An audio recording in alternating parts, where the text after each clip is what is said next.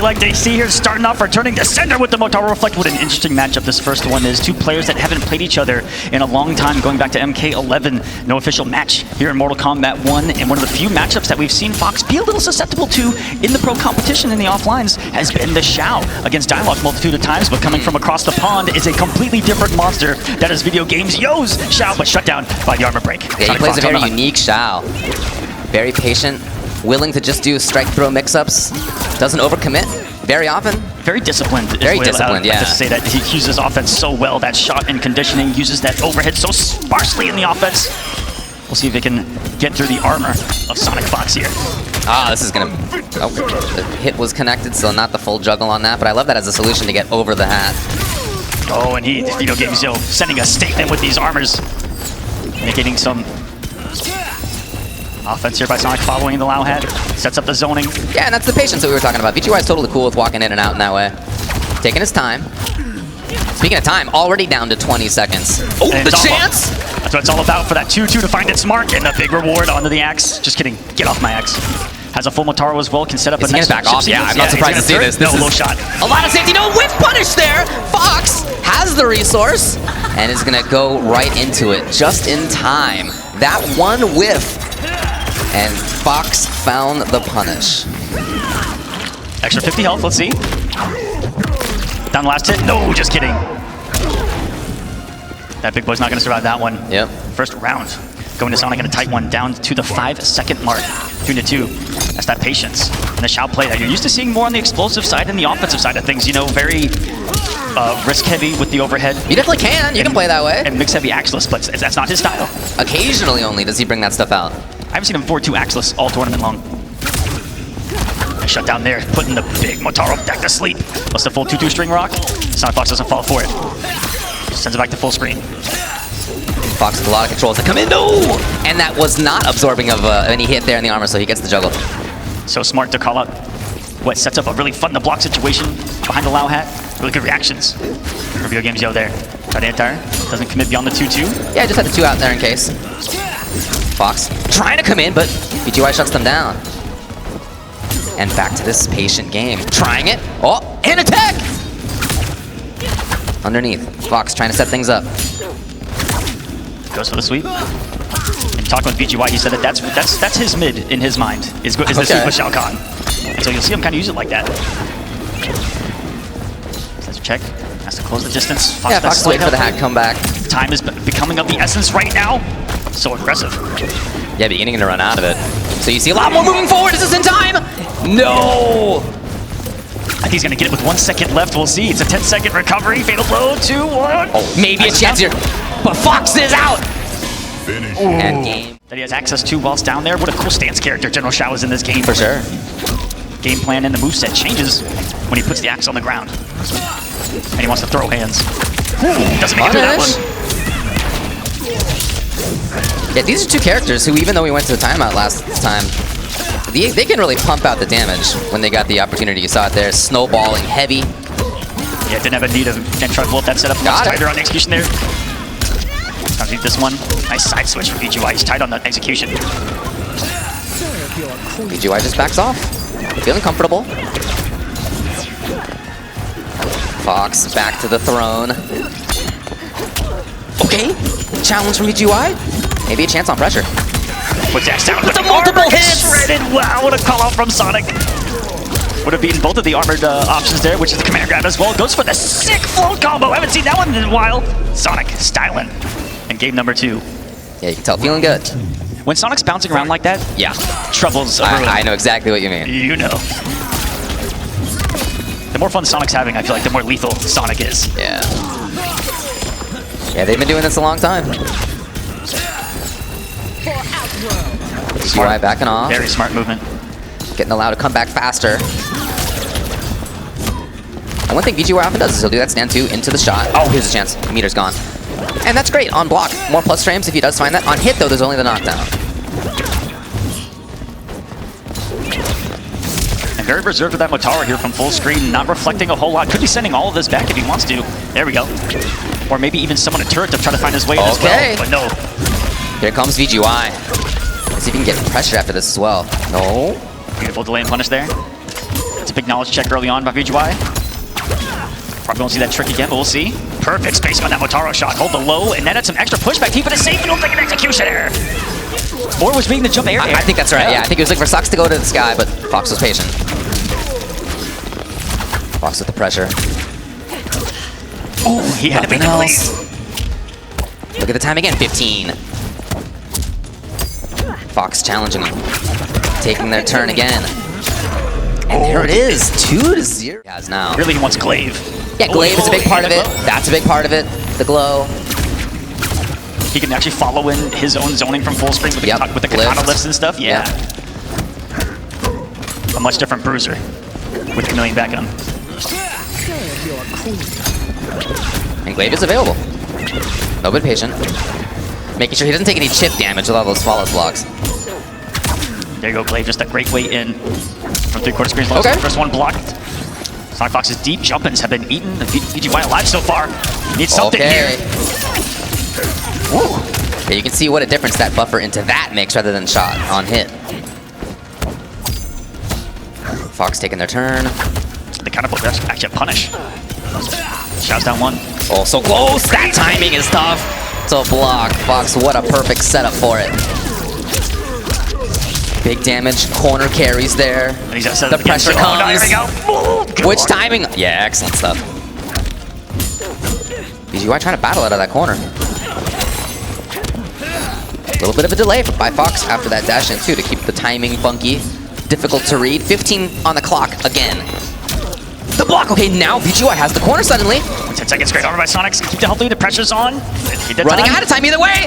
Took the big risk to VideoGamezYo on the overhead, and that is going to be a punish for SonicFox now on match point in the first game of this World Final for Mortal Kombat, trying to win back-to-back Final Combats. The last one 4 years ago, back in 2020 in Mortal Kombat 11. We're glad to be back. They're looking great right now. Very much in control, making the defensive reads when they need them to, jumping out of a command grab, blocking the overhead. There haven't been that many mix-ups in that way, right? As we mentioned, that's not really the style typically for VideoGamezYo, but when they have come up, Fox has blocked them. So great defense. The last hit whiffs, and it's going to give VideoGamezYo a chance to get rid of that meter. SonicFox gets Kung Lao back really quick right here. Has been floating really well around the stand 2 range and anti-air ranges of Shao. That can be very problematic for anyone. Fall that in, and that became a disgusting mix-up. Alright, Fox. Okay, VideoGamezYo out of there. He knew that was going to snowball into another setup, too. Taking the opportunity to get the more damaging axe as he chases. Oh, yes. And that chase is just put to an end by the fact that there was the hat. He had to respect it. Uh-oh! Wow. SonicFox all over it. It was such a quick decision, and that's it. 3-0 Sonic taking the first match. It could be SonicFox today in the bracket. That's true, actually. Yeah, they did play Omni-Man at Combo Breaker.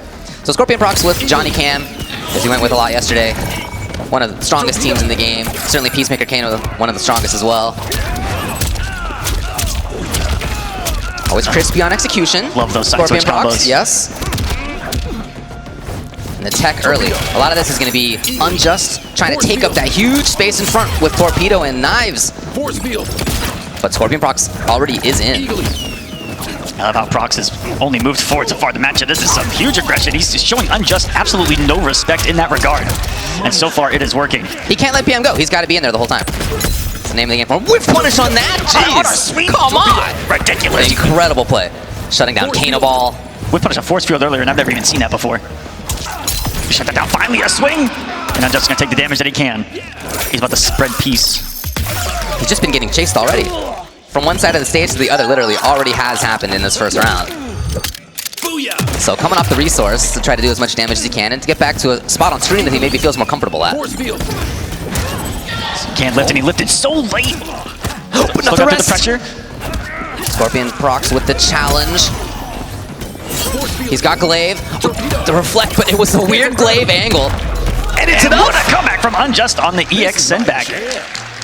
Round 2. Fight. Use it for the quicker startup. Incredible comeback for Unjust.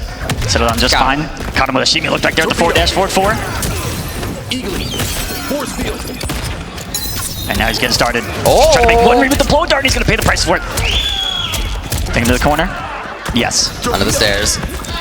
Home field for Johnny here. Underneath, and Unjust gets to get away. Again, name of the game for him is going to be controlling the stage. Force field. Building meter with this. He's in the scary spot. Staying safe against Glaive while he's got it on. Looks like Procs knew to be just outside the range of Kano. Used Kano in a lot of team compositions himself. Big damage here for Unjust in the corner. Goes for a safe jump setup. And then, again, backing off. Feeling comfortable doing so. ScorpionProcs. Oh! Glaive. Doesn't come back. Torpedo. Even a little bit of damage there is super relevant at the moment. ScorpionProcs running out of life.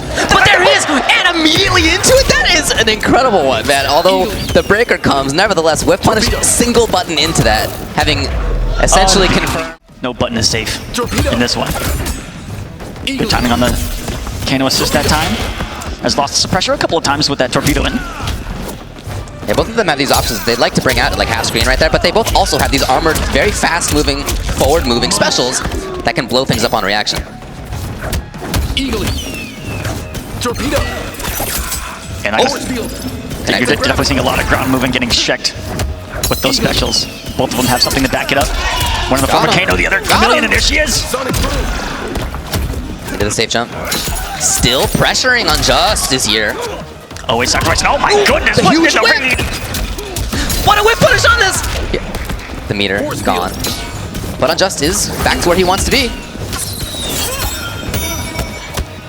Recognized there was no space to go, held his ground, and down Goes forward, in, gonna all of a check sudden. it. Mighty Unjust, another swing.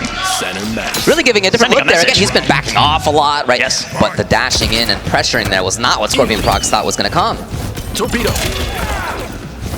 Very fast, very difficult to react to. Another one. 12-frame move that zooms across the screen. Even for somebody like who has the reactions that ScorpionProcs has, difficult to block on reaction at that range. Who's out there counting them in this match? The torpedoes.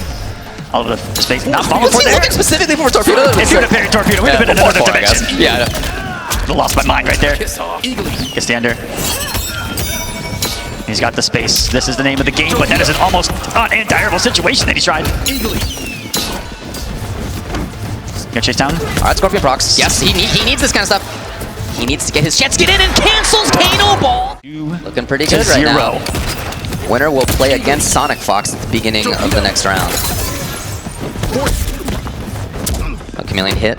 Gonna be out of commission in a little while. Great follows blocks. Force field. Anti-gravity. All tournament long. You see these matches go to timeouts, and a lot of it is because they avoid the chip that it takes to get there. Oh! He knew what that was going to turn into. Unjust did not want to lose any more health unnecessarily. Headbutt again works out. Huge chance! Very finally works. See if Procs can use this to turn it around. Hit it position-wise. And it ain't over yet. There's plenty of options, and there. Having a third of the Molina makes throw a little more deadly. And the wombo combo that you see a lot of times in this tournament, the Molina throw and the immediate 130 that Jade gives you. The duck comes. Let's see what Unjust is looking to spend on this. Just looking for the setup. Always sacrifice that little bit of damage to keep this pressure so safe. Oh, and the nasty! It works!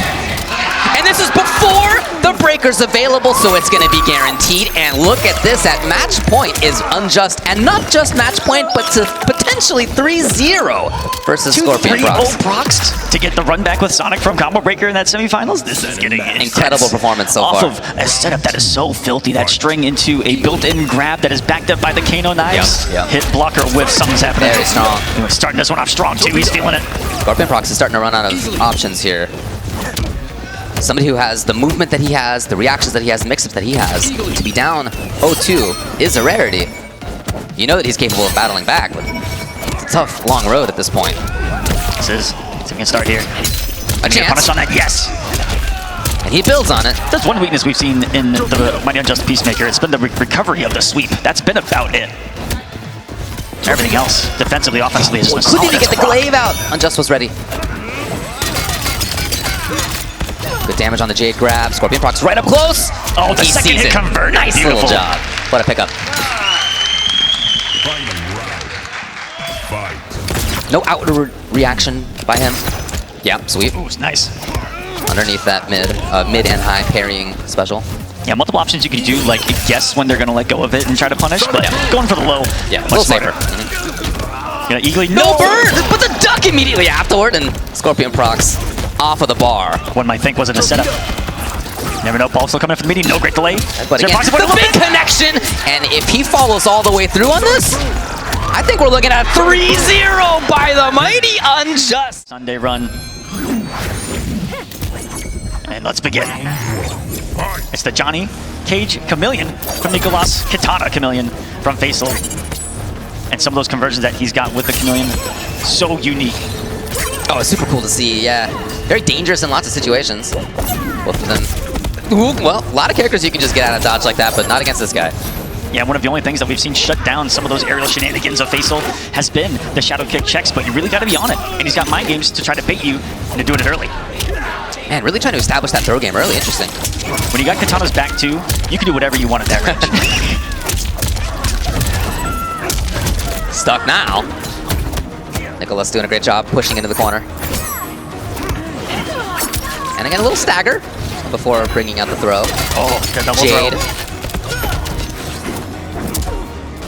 Adds up to about 210, those double throws. Melina doing a little bit less damage. Just got lifted. It was right before that throw started. Excellent timing. Faisal doing the work. And if you do above 200 on a throw combo, you're doing some good stuff there. Yeah. It gives him a fatal blow, though. Caught! What a check! Believing here in the round is Faisal. That's sending a message to Faisal that those flights are not going to be free whatsoever in this matchup. Oh! But the raw Melina overhead! And I love the movement beforehand, too, just to give that extra little weirdness to it. She had to tag in the sister, man. That's messed up. Fight. Dashing into throw before, dashing into the overhead there. So again, really establishing those kinds of mix-ups early on. Just outside of the range, here's the whip punish. Ever so lethal is the range of Katana as well. She's got one of the best bullying mids that exist in MK1. Yep. Great movement. This will be a solid punish. How much damage are you about to cash out with? He's in the Jade rotation. Nope, now he's got Katana. Not needed. Still 400. Cameo Lizzie trying to set up a lift shenanigan. Not going to be there. Nicolas is pick up a little bit late there. Rare to see. Faisal putting up the wall. And just before the breaker, Nicolas in huge trouble. Even Chip, a big problem. Oh, and up 1-0. Hold on a second. Both of them turning on the glow to be projectile immune against the other one's glaive, as you just saw. Faisal shuts it down and gets the conversion. Happened to have fan lift at the time. Oh. And back to control. Faisal on the other side. Just had glow on right before the glaive. Timing was amazing. Again, the up block was seen it a couple of times. No break from Nicolas. The double lift combo. That looks so cool. The double katana. It's always at least a third of the opponent's health. In and out. Damage. Oh, the advancement almost saved him. Johnny Cage still hit. Here we go. Save jump. No, he kept it grounded. Try to pay the wake up. It looked like there. Dashed up into it. Into the back dash. Faisal too patient for that. Danger at that range. But Nicolas, no confirm. Are you standing? This is scary. Still right up there. Backs off to set up glaive again. Back to the pressure. Lift. What a little wall put up by Faisal. And now he's trying to chip. Check with the throw. Is he gonna have a lip? No. That's actually Melina under 10 seconds. So disrespectful on the wake up down one, and then the fact that he did wake up down one, Melina, was a double dagger to the heart, really. Wow. What a robbery to get started here. Almost. Perfect parry. Nicolas. There it is. What cool route right there. Drops the combo though. Yeah, so rare to see, but he's had a couple of those drops so far. All the damage that he dropped in the last combo, he made up for and then some on that one. Just raw lift into nothing, into throw. The mix-up kind of a that, madman does that? incredible. What's in the water over there? I need to know. That's the water I gotta be drinking. Holding on to the bar the whole time, Nicolas. Glaive, but yes, glows through. Nicolas, it's a huge chance. Faisal, of course, comes off the bar. Back in, Nicolas harassing. Some of the best staggers in the game available to him with this character. He timed another And glow glow has perfectly been on so that. huge. And there is gonna be the rim. Well, maybe I shouldn't speak too soon. Okay, whew. I can do this. Under normal circumstances, I would be sure, but man, there have been those couple combo drops so far. Great to see that he settled it down and got it this time. It's pretty nice that you keep seeing him glow almost perfectly on the glaives because Dude, the glows are so key. Because their rotation is almost the exact same on the chameleon, so anytime he sees it, he knows that he can. Yeah, as you're watching this, folks, just make sure that you keep one eye up on the top left and one eye up on the top right at all times. Oh. You got more than two eyes, right? Rotation's been changed now. Imagine being a player in this moment. I'd hate to be that. Gotta pay attention to the meter in the bottom right. Yeah, it's lots to And the keep your eye bottom on. The mental stack of it is something that you cannot understate. Your own chameleon in the top left, their own chameleon in the top right. That's 4 corners you gotta be worried about, and then looking at your opponent in the middle of the screen. Timer ever so important as well. Leave him standing. Facial looking to start a comeback. Taking up a lot of space on screen there. Nicolas looking like he feels comfortable. There's the up block of his own, 1-to-1. Saw the nice little grabber right there. Nicolas was definitely challenged in the group stages. And what a whip punish, are you kidding me? Sniped him with the stand 1. But the execution let him now just a little bit again. And try to dance up into his face. Facial called out with the armor. Purple glows on. It's loaded. Immediate tech. Lift. Oh, good work. Nicolas ready even for that. And in and out of that huge range, you can tell it becomes difficult to know for Facial when and where he should try to control space. So a lot of backward movement to be outside of Johnny's effective range. Oh. That has meant that he ends up in the corner as Nicolas finds the confirm. The big damage opportunity. I can do this. Hold on a sec! Hold on a sec! You hold that there because you're trying to build the height meter, that star in the bottom left, and that's great at the end of a round, but it needs to be the end of a round because Facial is still alive! It's gonna force Nicolas to come off this bar. Had to break 2, but we are looking at 0.95 HP. He did it all on a throw. Nicolas post blocking a jump in. It takes audacity to not block yourself. I'm right. They both had to make big I bets don't know there. about you, but when I block a jump in, I'm holding pressure. Yeah.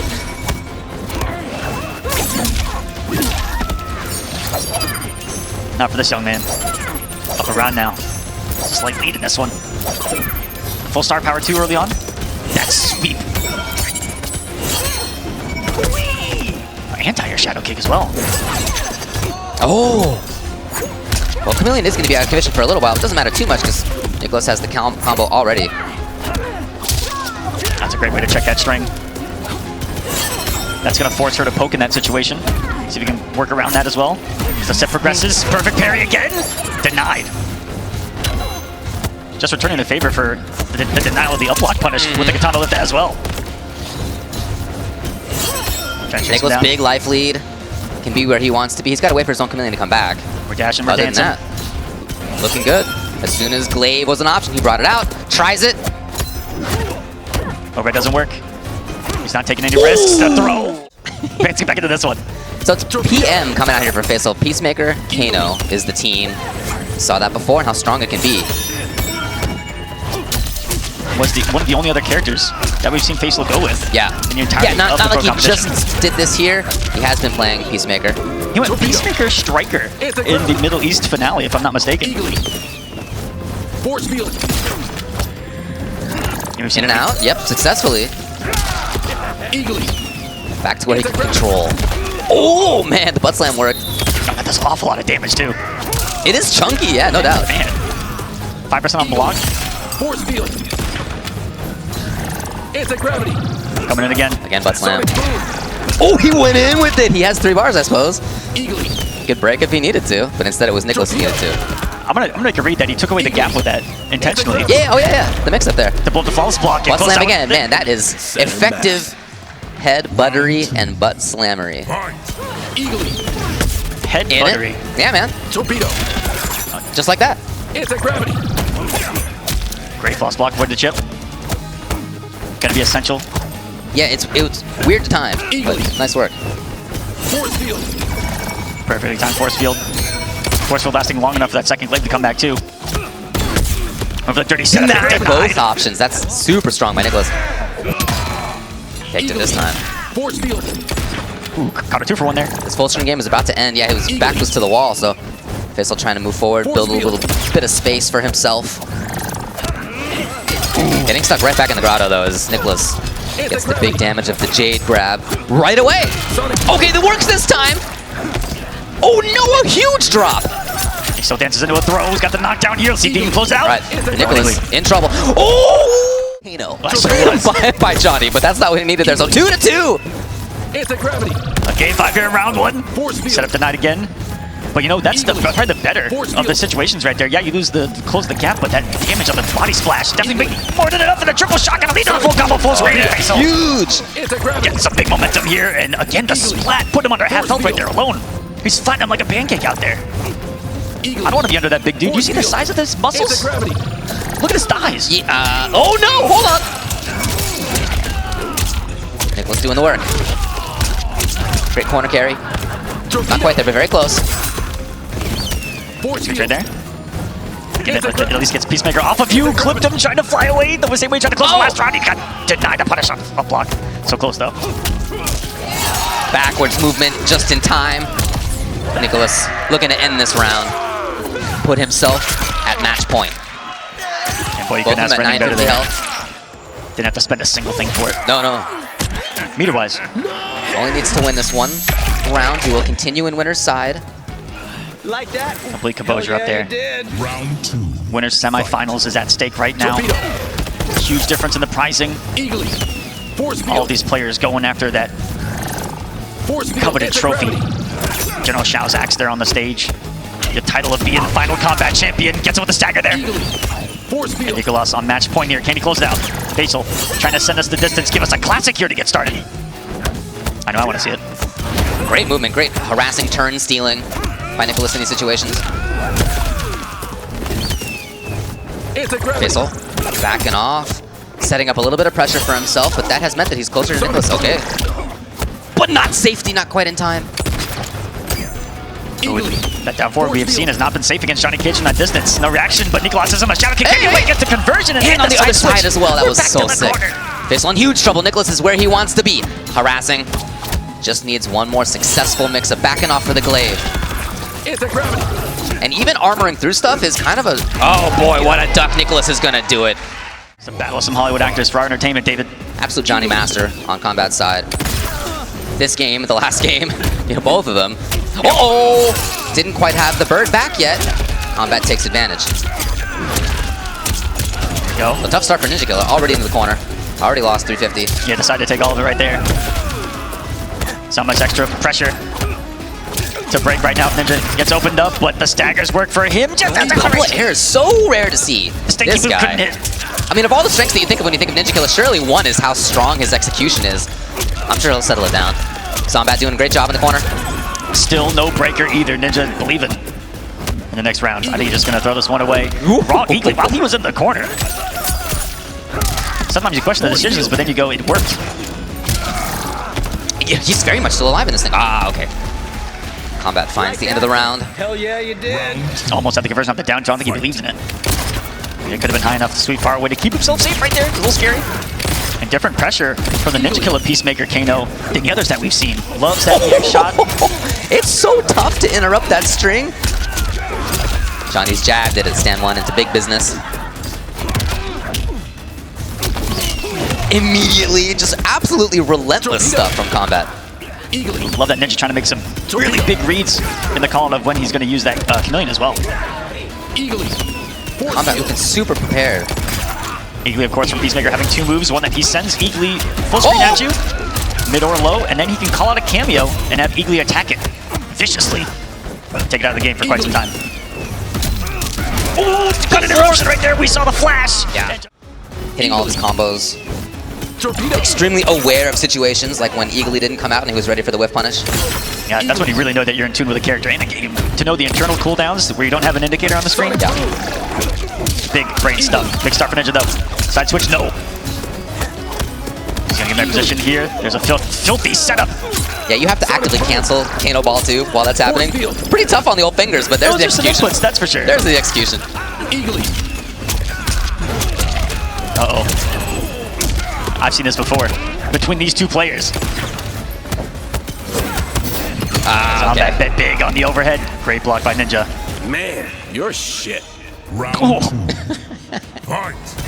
Both these characters have some pretty good mid-round taunts. Yeah, Johnny's been getting away with a few of them. I know, man. Saying stuff I can't say.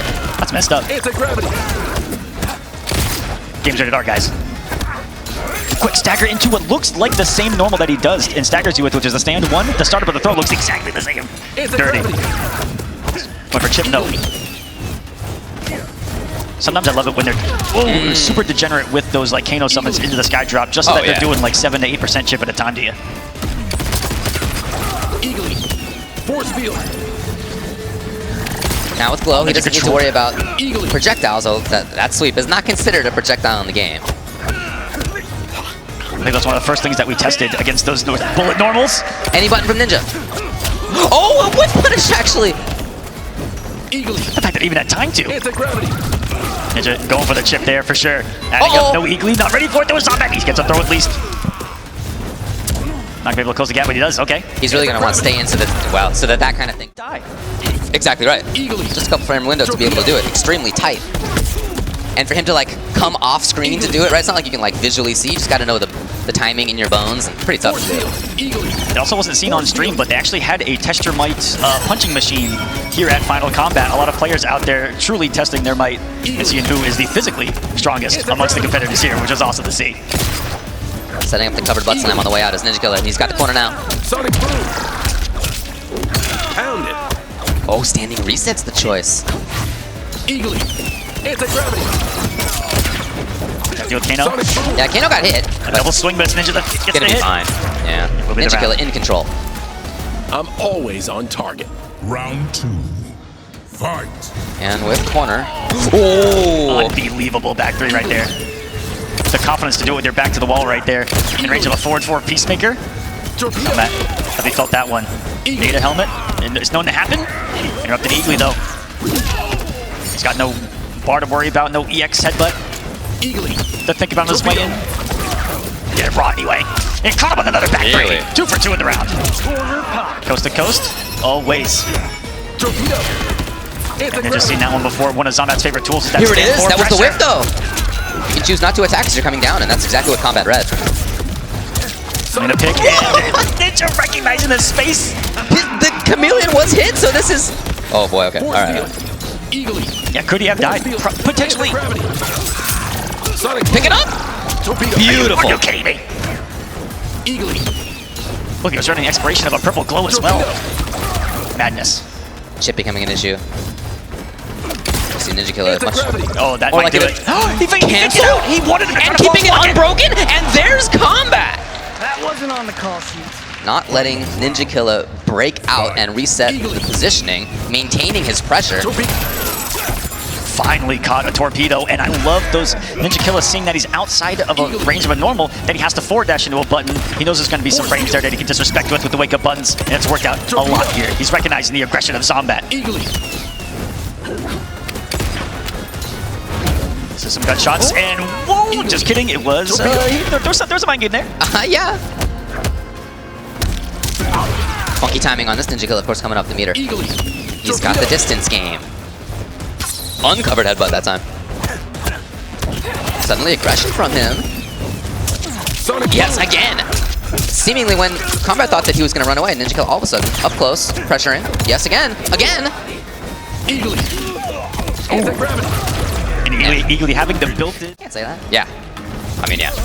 I mean, So Johnny Goro. A couple of different options that you have, and more consistent. Well, not exactly the right spacing he was looking for that time, but you know, you get conversions in some situations that are just more guaranteed. With Cam, you get a lot of great stuff, but you gotta hope that you're on the right part of the color wheel. Anti-gravity. that's right, he's going to be able to escape that. No, Ninja still gets a full combo punish on the attempt to get out from Zombat.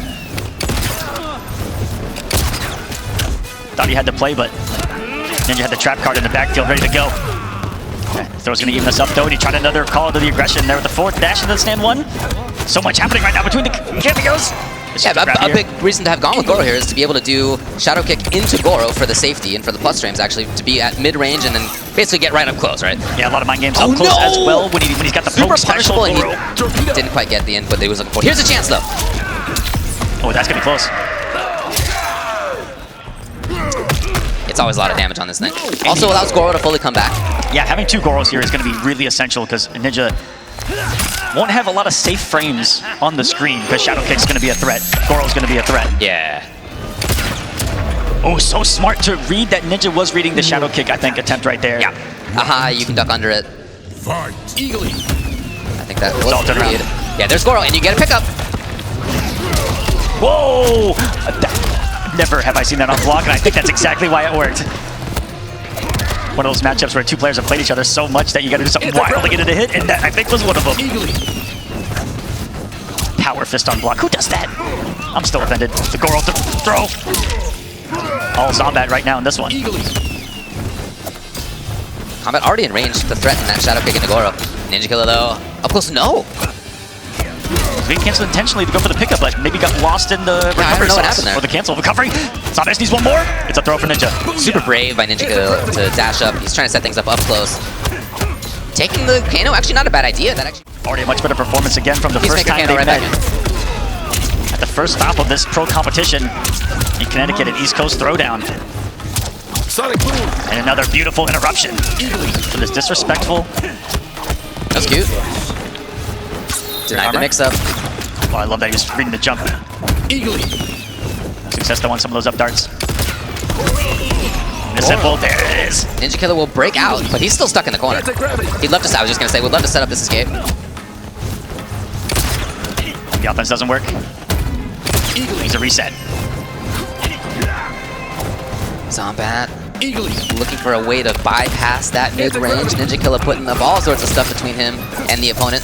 What a duck! So quick on the micro, and it is match point. All Zombat right now. 3 bars, just loaded 90% of the hype bar. Fight. Eagerly. Feel the pressure in the atmosphere of this building right now.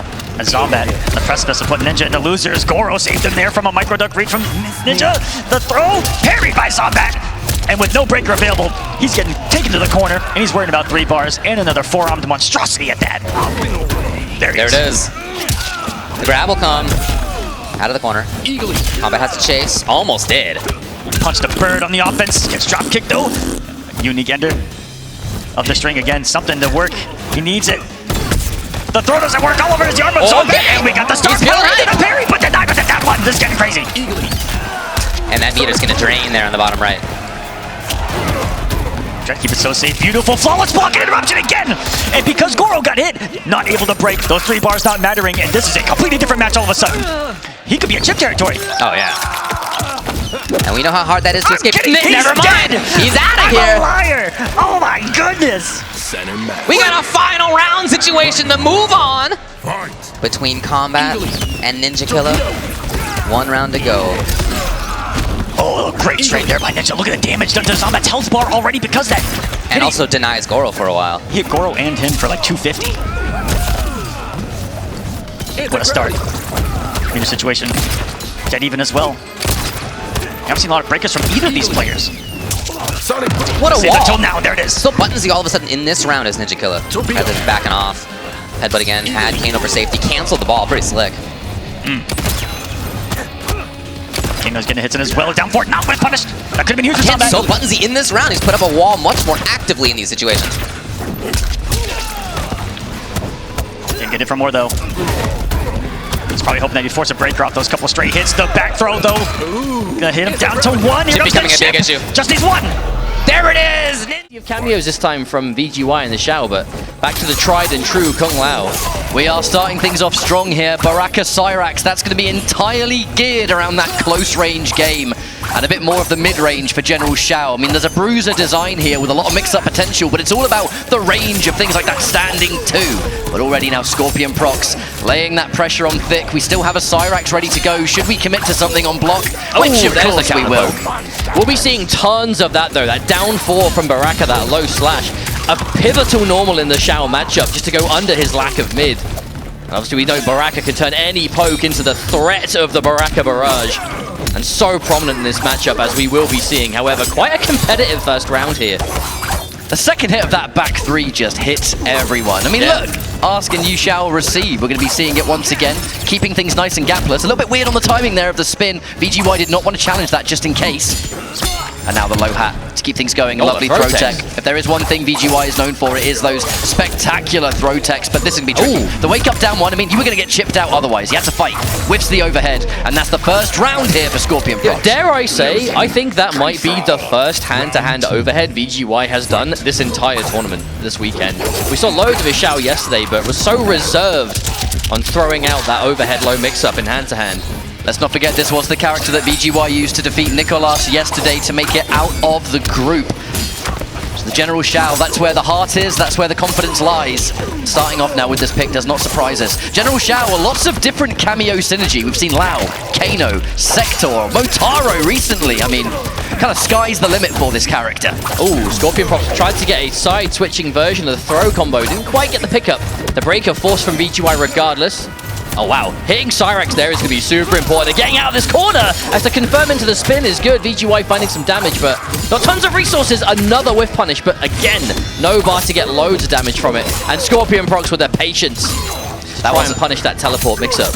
And that's a hit confirm, and that's definitely going to be game number one. VGY betting it on that overhead. Exact team even was somewhat of a secret weapon for VGY. He pulled this out at East Coast Throwdown to get a respectable top 8 placing right at the beginning of the pro competition season. And now with Cyrax Chopper doing what it's doing, this team is very much back to exactly what VGY was doing before. And let's not forget the utility. VGY does play a top-level Baraka himself, so should the morph come out to play, it's going to be Baraka and Cyrax with a bit of a damage boost depending on the stab. Now this is going to be the name of the game for Shang Tsung Cyrax. Everything is true block strings, 1 million hits, and ending in a perfect range. Didn't want to overcommit. Oh. Did not want to overcommit there. One thing about Shang Cyrax, the spin is great, but it can hit at really weird angles that can mess your combos up. So you got to be aware. There's a counter poke. A Shang Tsung down 3, the long leg of the tricky sorcerer. We know it's so long range, but anytime it's blocked, you're looking into bed of spikes into spin, spin by itself. There it is. Reversal. Yeah, that long always range ending sweep. in that perfect range. That long range sweep, rather reminiscent actually of the General Xiao with a similar kind of utility. Get off me. That's going to be, nope, no hit confirmed there. Just letting the string rock on its own. But this isn't really a team that you'll be seeing fishing for significant damage combos, right? It really is that death of 1,000 cuts. Little damage combos here and there, but so much chip and just extended block strings. Which also means that if ScorpionProcs doesn't get flawless blocks, hang on, that's a punish. Yeah, it has to break. I've got to say, VGY will be building a lot of meter unless there are flawless blocks to return. doing those mid-string swaps into different versions of Shang, that is very tricky stuff. Counter poke's good! Follow up, the spin is always going to connect. There it is again. That's the funny thing though, the low poke into the spin into Cyrax, Baraka's trying to do the exact same thing, so we have a similar mind game on our hands. The advancing button there from old Shang. Sticking to young Shang, that spin is what we want. That move, it's the same sort of input really, but it has a different animation depending on whether you're old or young. The young one is far superior for block pressure. Yeah, we'll definitely be seeing young Shang in this matchup more than anything else. Another tricky thing for Shang Tsung. Not a very popular competitive character. One of the more difficult characters to play, but when you have the awareness, a clear-cut game plan, like we're seeing VGY, again, just that max range down 3, such an obstacle. Baraka Cyrax, a terrifying team to be sure, but he's got to be point blank to get his game started, and that is what VGY is playing to totally brick wall to prevent. Here's my thought process. Nicolas and ScorpionProcs, they play the board. Oh. And hang on a minute, I'll finish my talking point in a minute because we've just gone for a morph. Going straight in here, here comes Cyrax. Taste of your own medicine, Baraka. And back to Shang we go. VGY, I believe statistically has played the most characters in pro competition of like any player. So what better character for someone with that much character variety in their pocket than the shape-shifting sorcerer Shang Tsung? There's one thing Shang does better than anyone else in the game, or I guess he's the only one that morphs. It is his hook, the thing that makes him stand out. Now the delayed mid. Oh, that could have been ScorpionProcs. huge damage. Again, just completely clipped by that. Not going to extend. The range is what we're happy with. The dash in overhead. ScorpionProcs having a real hard time dealing with that overhead.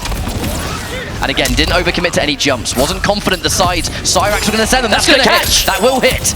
Now, the chip debuff is activated. I somehow don't think that'll matter too much in this matchup, though. Unless ScorpionProcs can close the distance immediately. Yeah, I think we're going to be point blank. Unless ScorpionProcs goes for a spin on wake up, baby. Nope, lets it rock. That was the safety. That was a safety bed of spikes. Can VGY find a hit here? Escape fail, doesn't matter though. The big whip, plus frames. Spin into even more plus frames and chip damage. The dash in, the double poke. Beautiful flawless block there from ScorpionProcs to keep himself alive!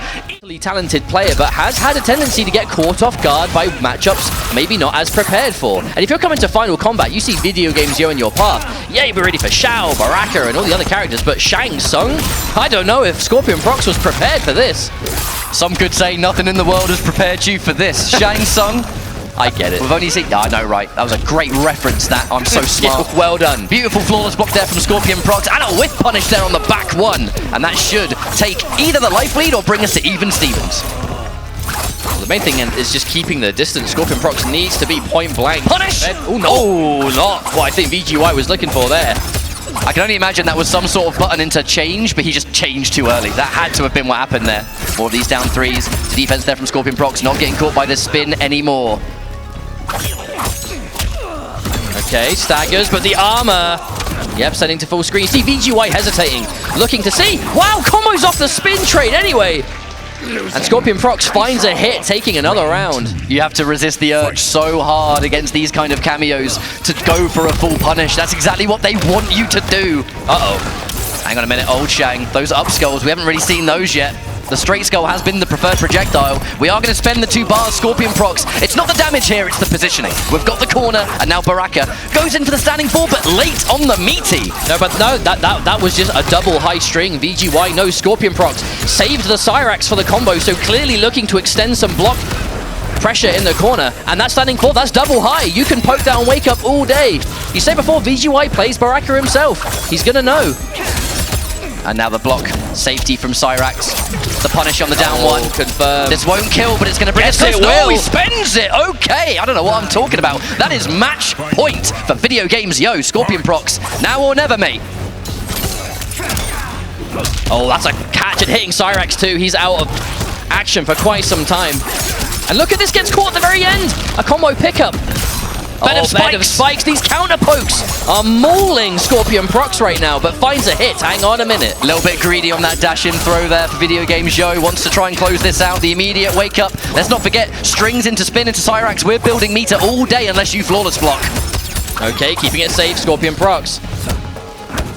And every poke, you see the respect from ScorpionProcs. Normally, you block a poke, you know they're minus, you take your turn, but you cannot do that against Shang Tsung. Now Fatal Blow is ready. ScorpionProcs is looking for reactions.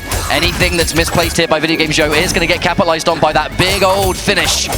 Another pressure. Looks for a low poke. Oh, underneath. Doesn't get jumped in on. The spin is real. ScorpionProcs eats it, forces the break. There is still a lifeline for ScorpionProcs here. And these down threes, every single one. So risky! He went punished! That's going to be the game for sure. No, he dropped it! We are definitely not expecting to see it and was not prepared. Game 5, here we go. This is what you want to see. We're Final Combat. This is it. Losers bracket. One more match to decide who gets eliminated between these 2 top level players. It's crazy to think this is just the first match of the top 8. You know, there's so much left on the line here. The traditional part of the bracket anyway. Yeah, now we're back to that. You know what I mean. Yeah, good old-fashioned top 8 territory. There's that bed of spikes. Max range of the down 3 just to be a little bit safer. There's so much respect on these pokes because both players have access to a special into Cyrax afterwards. If you're tempted to press, you risk eating a combo for it. Oh, armor break!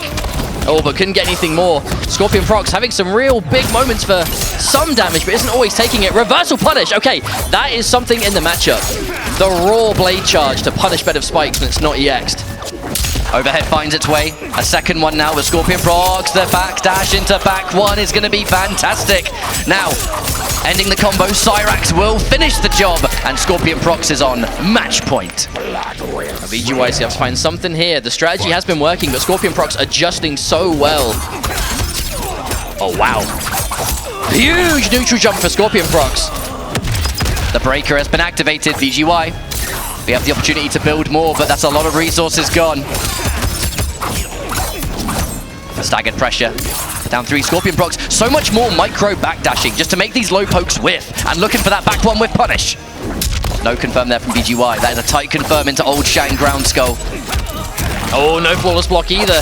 VGY playing it safe, but losing a lot of chip damage. Counter hit. This, actually, if Cyrax comes back in time, this might work, but I don't know if he will. No, he won't, but the debuff is active. What's ScorpionProcs going to find? He will find qualify for this top 8, but it does look like that Peacemaker Kano is going to be the pick of the day. And I mean, get used to these two characters. They are said by many, and I definitely agree, to be the two best characters in the game. And I mean, look at it realistically. There is $200,000 of a pot on the line. You're gonna play the good characters. Yeah, this is definitely not the last time we'll be seeing the Peacemaker Johnny matchup in this top 8 for sure, but a lot of top-level players at the helm. Faisal Kombat, however, watching Faisal play Kitana is very crazy, very explosive. Plays Peacemaker like a million miles an hour, always doing something. However, Zombat not giving Faisal a chance to show it off just yet. Starting off here with the Peacemaker. The side switch, we are going to get that Kano throw, and this comeback is starting to look really real. A bold wake-up jump there from Kombat. Anti-gravity, up block, yep, and we go for a break. It's risky now though, anything will kill, and you have no meter! Plus frames now, lovely flawless block, was looking for probably a counter poke there, but either way, Kombat just goes inch by inch and secures that first round on the board. There was such a perfect punish on that anti-gravity too though, ducking the knives, up blocking the anti-gravity by itself for the punish. You know Zombat's played this matchup once or twice. That is the thing about these players, especially all of those that are not only in top 8 but the finals. You see a lot of these two characters that you have on your screen right now. That means you are going to have a lot of matchup knowledge. Basically, nothing's going to surprise you. Oh, there's the catch. Yep, there's the mix-up. You think that grab is coming, but instead we catch out the release block. Kano is there to make it so much safer. The Jade Glow was there as well, just to absorb those knives. And the armor from Face Out. Oh, hang on a minute, you have to break, surely. Yeah, Zombat agrees. Staying safe. I mean, that was definitely going to be the round if we didn't see a break, so can't be too surprised. Did not want to commit there. No, we're seeing so much application of just 2-2 from Faisal, much more than the many other Peacemakers we've seen. Just so much of the game built around 2-2. Well, if we've called Kano, wait, that's going to work unless he cancels. Looks to chase it down. Another one comes through, and either way, you are blocked that, you're still taking the chip damage, and if you had less than 50, you are losing the round. That was such a play on a play, though. We saw the parry fatal blow from Zombat to call out the anti-gravity by itself. Faisal cancelling it, Zombat seeing the cancel and cancelling his own fatal blow. So many cancels. So many layers. Indeed. That's one thing Cage has in this matchup. That shadow kick is such a good punish for a torpedo into a mistimed Kano release. Pretty much forces you to go for the Kano ball and nail the timing. Interruption though. Faisal's seen that one before. Torpedo. Eagerly. Anti-gravity. Up block, but it will be safe thanks to the knives. No less. Advantage. Faisal, is that? No, not quite enough, but this is tough chip to avoid. Okay, Zombat manages to find something. Looks for it. Kano release. Last breath is there. A grab is good, but no extension. Kitana disguise is not ready. We just commit. The throw tech from Faisal. The torpedo to escape. Oh! Zombat in a much worse situation. Oh, raw low. That low is going to catch you out so many times, and normally an unsafe low eagly, thanks to the Kano knives, becomes either safe or plus, depending on what one you're using. The dash under tries to catch a whiff. The respect there from Zombat. Eagerly. Force field. Now this is going to be the nature of the matchup. Peacemaker, even against that Johnny Chameleon normally giving you so much of that neutral presence, still has the upper hand in terms of projectiles, keep out, just constant harassment of individual damage, but when Johnny can close the distance. Oh, Once hang on. again, Yeah, there's the mix-up. It is a mix-up. It's going to be either grab or it's going to be something to catch you neutral ducking, because that is often the way to escape that string. One of the, well, I would say safe, it's definitely not, but highest reward, absolutely. And that forward three hits its mark. This isn't going to kill, but it's going to set up a really interesting situation. The drop jump kick, but who cares? We'll just call it a reset. Honestly, that jump kick into Yuji Nut Punch doesn't add as much damage. Oh, the commitment, but no! No full punish from Zombat. Yeah, the small head shake Zombat. Gonna know, we've got to clean this up. But still winning the round, which is the important thing. That's always the scary thing. That was a deep jump kick. Tournament of this caliber, there is basically no room for error. You have to play perfect, otherwise you are either going home or you get knocked into losers. We are watching the elimination matches at the moment. Only one of these players moves forward. That's going to scale accordingly, but it's still going to give us good damage. A good situation. Yeah, should be the life lead, if nothing else for Zombat.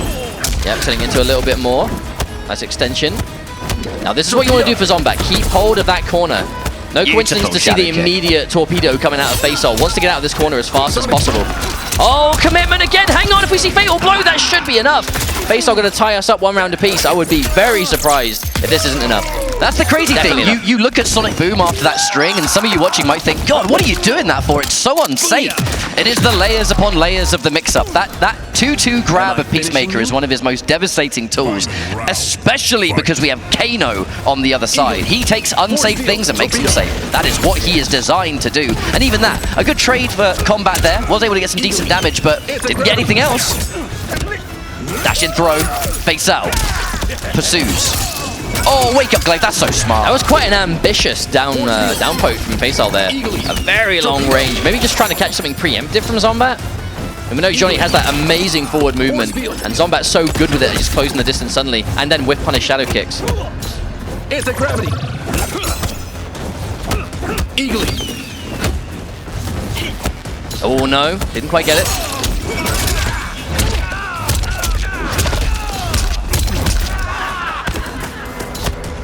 The down one, just a challenge. We're gonna get some plus frames from this grab, but not much damage due to the plus frame situation. The punish, wait a minute! There's a break, gotta find him again. Oh! Or if you cancel, but regardless, we're seeing quite a few players this weekend have that as their go-to. We are just trading shadow kicks for torpedoes right now. Speaking of shadow kick, here comes another one. Thank you very much, Katana fan lift. We'll be seeing you again soon, no doubt. The advancing mid, defense being shown. And this is kind of what I mean. You get the shadow kick punish, but that's kind of all you're getting. Not bad in this situation, because Kombat has the life lead, but... Oh wow, nice. Not a huge whiff punish, but when you've got this much of a life lead and not as much left to go, Zombat, we saw that so much from Kombat in this set against Ninja Killer. Just calling out instant armor whenever there's going to be a commitment to 2-2. Hey, let's go. I mean, you're not getting out of that one. You ain't got the health to take it, and this ain't the last round, so last breath does not apply. Jumping straight back in. Plus frames. Ooh. That would have been a throw combo, but the Katana disguise quickly disappeared. It's now going to be Melina mode. These reactionary shadow kicks have been on the money for Kombat ever since we've started, and it's one of the reasons, though, Johnny Cage is himself pretty decent at fighting Peacemaker. You have options to deal with some stuff. Chasing down the fan lift with his shadow kick, armoring through various situations. Even here, reactions. Faceal's in an interesting situation. I mean, the Peacemaker has been working, but at this point, it's nothing Kombat hasn't seen before. I mean, just fought against Ninja Killer earlier, right? The same matchup. But the way Faceal is playing, again, real group, and it is the team he's going to use to what could be his final game in the pro competition, unless he can bring this set back. If you're going to put your lifeline on something, it may as well be the character you're most comfortable with. Without the utility of that fan lift, though, that is going to be way unsafe of an armored reversal. And now, the advancing mid, getting overwhelmed already. One thing Katana does in this game, she thrives at that range, that mid-range, that full screen. She has got up-close tools, but Kombat has denied any opportunity of that. He has got in and stayed in the moment we began. Anti-air, lovely pick up there. The actual fan lift on the ground wouldn't have worked, so that was a beautiful conversion. Yeah, that's not a typical pickup. Hang on a minute. Keeping it safer. You can't break! One hit before the breaker comes out, and Kombat is going to bring himself onto match point. Now, yes, we're using the fatal blow, but I worth mean, it. Definitely worth it. Worth it to win the round, absolutely. Is this going to be the end of Faceal, or is this going to be bringing us into a game 5? You got to bring it now. There's no more opportunities. Round 2, fight. Faceal was talking yesterday about being in this kind of situation, this world finals scenario, and the pressure that comes with it. Oh, tries to up block. Late on the grab, though, so at least it's not going to do more damage. The dash under. That was a really nice attempt there from Kombat, actually. Again, getting the full combo from Melina. Melina and Katana both extend that reversal, but only Katana makes it safe. Nice throw tech. Faceal, we've seen the damage that Katana has access to if she can get an opening in this part of the screen. Okay. Oh, wow, what a punish! That is a Katana specialist, my friends. That's what it's all about. Almost 400 damage for punishing a Johnny parry from like half screen. Beautiful stuff from Faceal. Katana doing the job there for that second round. It does remain match point for Kombat, but Faceal secures first blood in this third round. And peep this combo real quick. Yeah, saving them. Oh, saving the cameo for just that, I think. Planning ahead is Faceal. The beauty of the Chameleon with Katana is that she gets masses of damage with Katana without having to spend bar. You can save your bar for breakers, and against Johnny Cage, believe me, you need it. Oh, that could have been huge. The dash in now, expecting a single stagger. There was not one. Individual. The turn stealing down one. A wonderful throw here. Decent damage thanks to Jade. And now face out. Oh, so many of these shadow kicks paying off. Kombat right on the money. Jade! Oh, that's the guaranteed damage. Whether you teched that or not, that was guaranteed. Thank you very much for the fan lift. But again, face off backing off. Has that life lead, wants to keep it. Oh, it opens up Kombat, who again tries to parry. And trust me, it's good. But is it good enough to conquer face out in this final match? There is the first attack. We get a punish on the lift, and we are getting decent damage into setup. Lovely block on that overhead, though. Already starting with an overhead, though. You know Kombat wants to play this at a fast pace. Okay, the plus frames from the jump kick. Ooh, hello. More plus frames on that. So much respect being shown. That was not intentional. My man wanted a low hat. Absolutely. That was not meant to be a teleport. Quite a lot of life to lose on the back of it. The dash in mid now. The turn steal. The fan lift again. The escape of Katana. Very hard to corner this character. Does not fear this Axler stance. Oh, counter hits. Hang on, this won't be enough to kill, but it'll be close. Oh, look at the chip damage adding up. Woo! Still going face off, partying a little bit too hard, I think.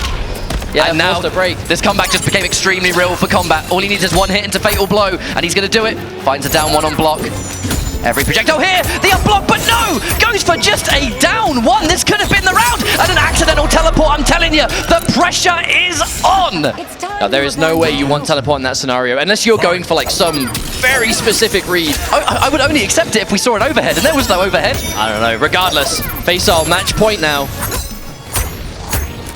Back to back, and that's why he's respecting these back-to-back pokes, because when Katana Disguise is available, the low profile, and that ain't safe. That ain't safe at all, even with the teleport out there. That one was definitely intentional, but Faisal ready to punish still. This is looking really bad. Kombat is getting zoned out by this Katana. We are about to change disguises, so after Katana, we're going into more utility. Eats the jump kick, maybe tried to anti-air that, but no one home. Fatal Blow's available, 3 bars. Are you even going to find an opportunity to spend this stuff? I mean, Faisal is definitely going to be happy to work this life bar down slowly, piece by piece, as we get closer to the end. Kombat needs to find something big, needs to find it now, but Faisal, just a fly. The armor, that was so smart. We absorb it though, and the wake up button is real. Faisal Kombat. Through on a tie break, so a very different way of getting Shoutouts to Brosec. quite unstoppable. Now, SonicFox has been talking about playing Johnny Cage all weekend, but has yet to do so. I think maybe specifically waiting for the Peacemaker match, because this is the first time really we've seen Fox play against Peacemaker, right? In Final Kombat at least. And it wouldn't surprise me if this is the current go-to. Now, Fox has got some very specific situations where Johnny Cage has some amazing punishes for Peacemaker, and I kind of feel like that's what we're seeing, right? A well-practiced and prepared matchup situation, because you know you're going to fight Peacemaker at Final Kombat. I did wonder, wonder, find a good character. But I did wonder when we will be seeing SonicFox bring out this Johnny Cage, because, like I said, Fox has been talking at length about using Johnny Cage in this tournament, but hasn't until right before us now. Starting off strong, TheMightyUnjust. Oh, there's the torpedo. The patience, and that could have been such a larger punish. There's the torpedo. I'm sure SonicFox tried to flawless block, but I mean, there's no visual cue. John Cena is so fast, you have to just dedicate to a timing. Actually, just to correct, Fox did play Johnny Cage yesterday. It was the very first match of the day. It was against Faisal, wasn't it? Yeah. Yeah, so that's my bad. That was a long time ago, kind of, technically, regardless. Fox bringing it back. Oof, that was a risky 1-1, you know. Up block is fantastic, keeping things meterless. Neither of these characters really need to spend meter on their damage, and I think the utility of the combo breaker is so paramount, especially somewhere as insane as Final Kombat, where you're getting hit by these characters, you're taking tons of damage. Wake up buttons! And MightyUnjust is swinging. But into a safe string, not wanting to overcommit. Did Peacemaker make those sounds? Sure, I heard something in my ears just then. I mean, probably. He's on the screen. Torpedo. There's the torpedo again, the Kano knives.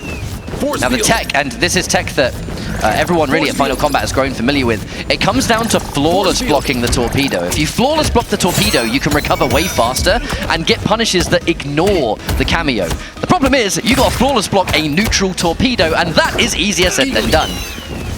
Force field. Bit more chip damage. And you have to be careful. This is a good lead for Fox, but oh, there it is. Yeah, it's a good life lead to have, but at full screen versus Peacemaker, unless you are looking to do something like EX Shadow Kick, can be kind of hard to find. Yeah, escape failed there. Fox going for the outside of the corner direction, trying to keep it a bit trickier and ending mid-screen. Wow, some serious carry on that combo. Not tons of damage, but enough. Oh, gets caught. No! Caught by that mid. The immediate breaker, like I said, keeping things as meterless as possible. Oh, Kano! Okay, my man was dedicated. Oh wow, so much sweeps. That was actually, I thought that was punishing Kano on reaction. Sheer dismissal. Get out of here, Kano.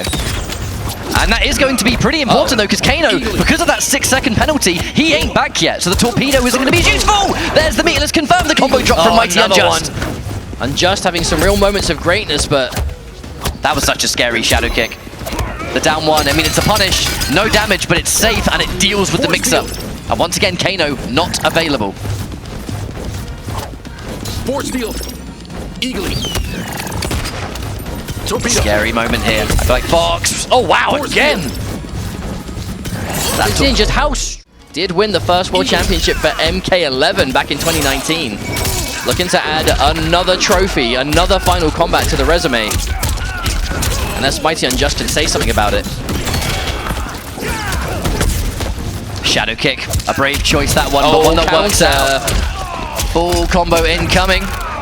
And with the chip that's going to happen here, unless you get a beautiful flawless block. Oh, never mind. Hang on, hang on. Never say never. I mean, we've seen comebacks begin before, but just have to find it. And again, the shadow kick. Such a good answer to multiple options off of the 2-2 mix-up with Peacemaker. No surprise to see SonicFox getting so much mileage out of it. Catches the Jade activation. Now, you got to keep in mind, right, SonicFox at Combo Breaker. Initially, before the Omni-Man, it was Sindel and Sub-Zero.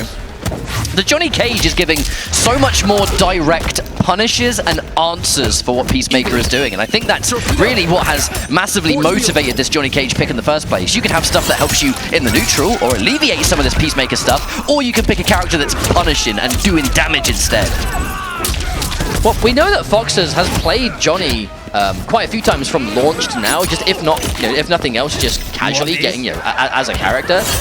Wow, to really grind Johnny Cage from Combo Breaker to now, and we're seeing the results before us as SonicFox takes a... Johnny Cage, a rather fitting character if you ask me. Force field. Well, Fox likes those fast, good mobility, aggressive characters. And Johnny Cage definitely both of those things in MK1. There's that throw tech. I think that was a backwards escape either way. Doesn't really matter, we are mid-screen. There's another confirm. MightyUnjust has had a real issue landing that combo so far. Spending the EX. I mean, honestly, do it. Get the combo that does the damage. You can build the meter later. It's not like you're going to lose off one touch here. Look at the life lead. Wow! Dash in forward one. SonicFox looking to make this comeback. Dash in overhead. Okay. Saving it for a rainy day, SonicFox. You can't see that. They're laughing now. The moment that shadow kick got blocked, SonicFox started laughing. That was that was a bit too cheeky. You got me. Fair enough. Well, you can afford to take those risks when you are so ahead in the set, but on the flip side, you're giving some momentum away. MightyUnjust able to do something with it. Answering back. We got that mid. That's a hit confirm. Finish things with a respectable 360 damage, the jump into plus frames. I mean, Johnny Cage, that 1-1 string is no longer as plus as it once was. It's not like he doesn't have loads of other single hit buttons that are plus 3, plus 4. That string, which is plus, I don't even know how much, but it's a lot. Plus lots. Plus yes. Forward throw. Actually going to be enough because it's Jade. 130 damage. Final round. Looking real comfortable right now with SonicFox. SonicFox is very motivated going into Final Kombat, wants to remind people that they are, but no, they believe they are the greatest Mortal Kombat player out there, and this tournament will prove it. Oh, big punish on Torpedo. That one not covered by Kano. MightyUnjust looking for something to swing the momentum, but not going to be that. As we're already back in the other corner, SonicFox on a roll in this round. Yeah, delay. Yeah, that was an ambitious jump in. Fox was, I think, definitely looking to scout out the up block there. There it is. Didn't commit. We are sometimes looking for plus frames as well. Another drop! That specific pickup of the jab string has been such an Achilles heel for MightyUnjust. Because again, it's not just the damage, it's the side switch potential, it's positioning and all the above. But, oh, okay, preemptive drop from SonicFox. Hang on, won't matter, as another shadow kick. Combo breaker now, it is final combat, the one that matters most. Who is going to be joining SonicFox in the winners finals? Ninja Killer, Nicolas, head to head. And starting off strong with a little bit of extra damage there for Ninja Killer. And no doubt, the torpedoes. We're going to see a lot more of that. We've seen how this matchup has broken down time after time. It is a game of positioning. We know Peacemaker really thrives that kind of jump distance and beyond. Mix-up options at point blank for sure, but Johnny's so good with the staggers, the constant pressure, the chip, the frame advantage. And Peacemaker, whilst has amazing buttons, doesn't have the best buttons at getting Johnny Cage away from him. And that's how the matchup has really continued to develop, as we've seen it many times already this weekend. That was going to be a really hard comeback for Nicolas to make in that situation. I mean, you've basically got 1% left, there's no last breath. You're dealing with Peacemaker with meter for torpedo. I mean, you would have had to pray on a miracle for that. As Peacemaker Kano for you. Take anti-gravity and make it even scarier.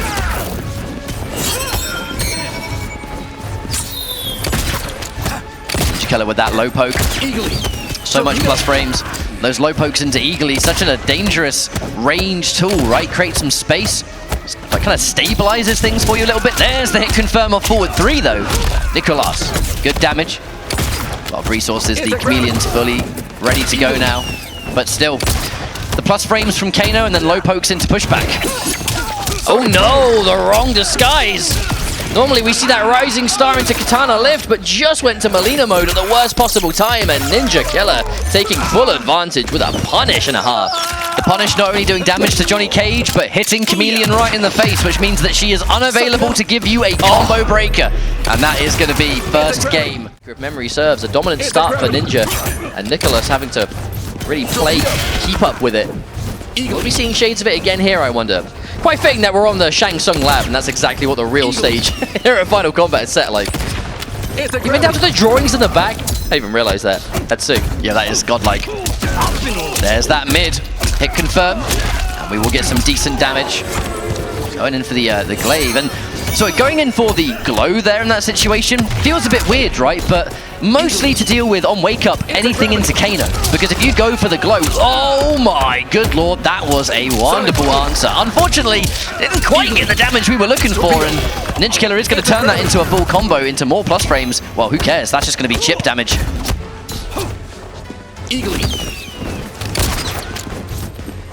Sweep. You can see that that's that magic range that Johnny Cage is only ever like a forward dash and a button away from closing things out. That at the same time, if Ninja calls that out with a preemptive 2-2 or something to catch it, it'll be full combo. So it's that perfect sweet spot that Nicolas wants to be at, but can't always make the most out of it. A little bit of extra damage. Take the nut punch just for the knockdown frames and give us a safe jump. Wow. With that single button, we go straight into a low poke. That jumping into even more of this. The dash in. Ninja Killer brave there. The back dash into jump, trying to stay a lot more safe. And there's a hit confirm. Keeps it simple though, just Eagly. Now with that combo breaker, it's going to have to be just Kano, and it's right! Catch. I mean, without any meter, that was a pretty risky option to go for, even with Kano on the back end. But it was so smart. You have to remember, it's a full payout in the corner because you can combo off that Eagly. That 2-2 mix-up between the grab and anything else so scary, but in the corner, even more so. Now, here's the issue. Only one more meter, What that's a the round. whip punish! That's the round, and Nicolas, optimal. No need to use the fatal blow. Keep it nice and guaranteed still. That was such a clean whiff punish, though, with that knee. Nicolas paying attention. Because normally you see Peacemaker throw out those pokes because they're pretty disjointed. You know, he shoots the ground. You can't whiff punish a bullet. You have to be close enough to hit him. And because it does go quite far away, it's a very attractive option. Now, Nicolas did not commit to the launcher there because I think he thought Ninja Killer had committed to that string and gone so far away he wouldn't reach. Turns out he did, but it is what it is now. the respect. Yeah, no torpedo attempt from Ninja either. And a big reason for that is that at this level, you're constantly looking at what your opponent's chameleon disguise is. If you see Katana, you cannot press after a low poke. You know something's coming. Jade Glaive. Oh, that could have been at least a breaker. Oh, shoot him in his feet. These shoes are expensive, man. Come on. Oh, what a trade. Every time that kind of trade happens, it's going to be so good for Ninja. As we're approaching chip territory, yep. Last breath starting to kick in. That's 1 bar. That's 2. Can Nicolas find the hit? There's no break for Ninja.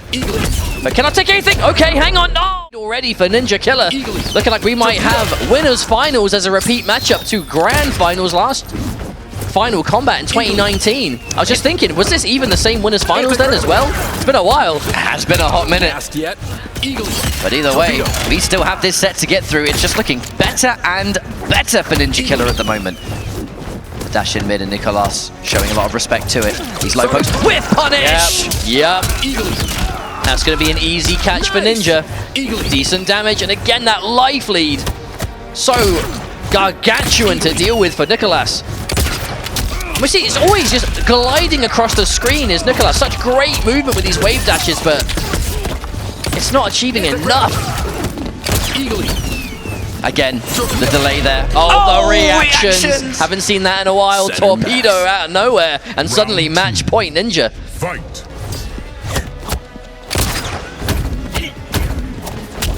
We are trading it back and forth there on the old flawless blocks, but Nicolas finds the mid. Now, a good little benefit here, has been able to get the breaker out. That's a really weird trade. All 4 characters on the screen. Flawless block with punish again. This one's meterless. Ninja Killer finds the confirm, that forward 4. 2-2 Eagly. This one won't be a full combo. Nicolas has meter. Called out the grab, and it was the wrong choice to make. Nicolas is in trouble. There is a fatal blow, but are we even going to find an avenue to get it now? It's just been this brick wall defense from Ninja all set long. There's no openings to find. He's not given any. Torpedo. Anything on block here you don't want. You do not have enough health to really risk it. Oh no, we got rid of the glow just by shooting him in his feet again. And it could be the last dance in the winner's dash in fatal blow. Oh, yeah, he knew. Matchup.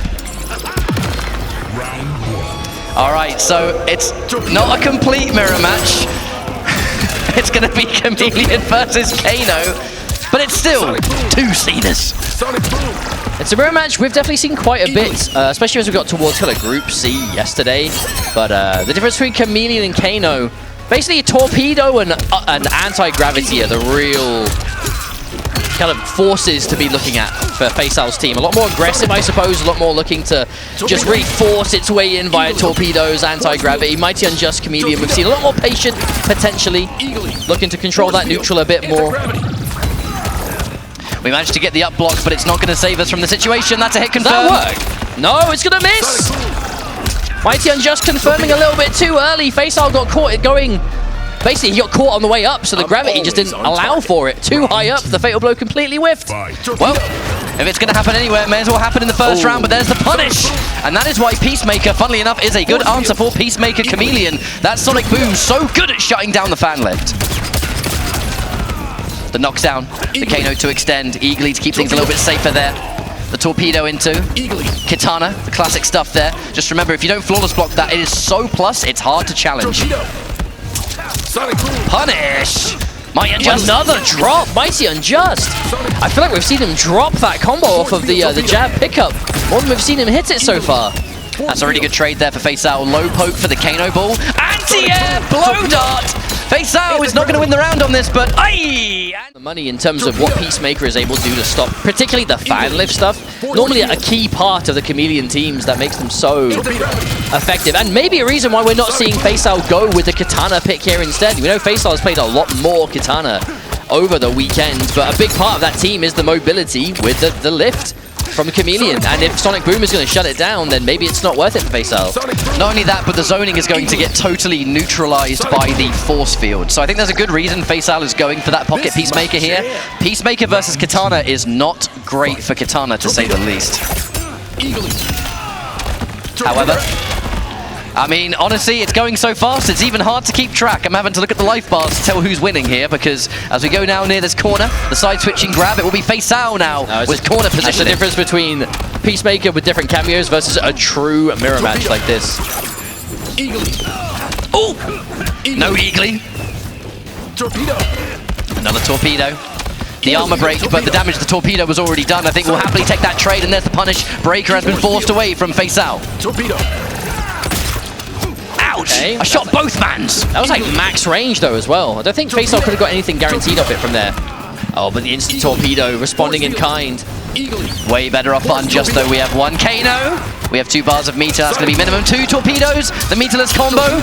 The breaker has been used by MightyUnjust. He believes in this. Anti-gravity. The flawless block, but couldn't get the punish. Well, you can't punish it, can you?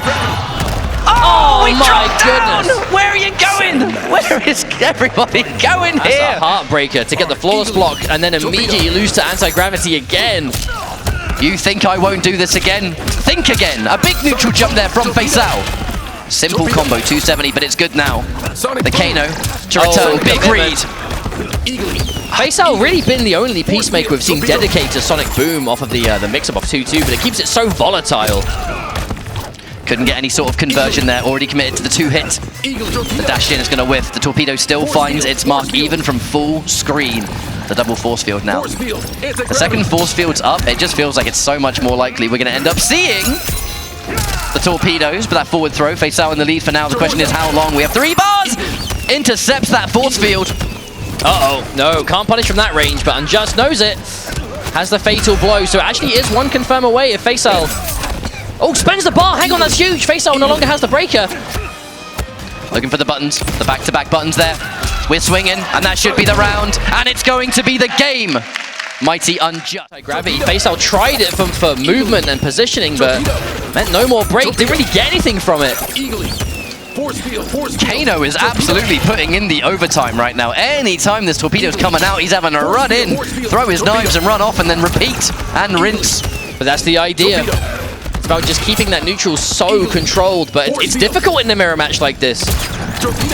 I mean, mirror matches can be awkward on the best of days, but let alone when the match is being played from that distance. It's half cameo, it's half main fight. Another drop, MightyUnjust.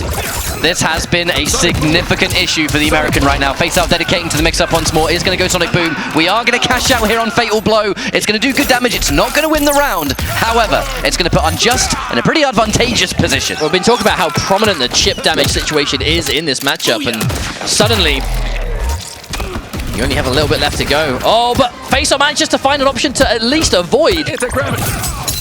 Oh, that's a full combo! No way. That's a full combo right there! And he finds what he was looking for.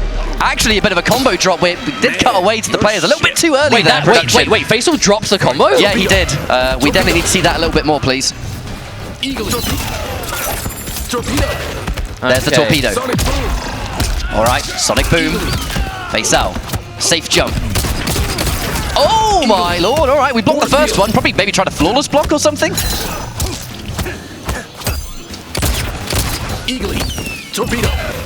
Oh wow, that was a call out. Eagly into torpedo from that range. Oh, but a punish. Faisal again partying too hard. This time MightyUnjust manages to get the pickup.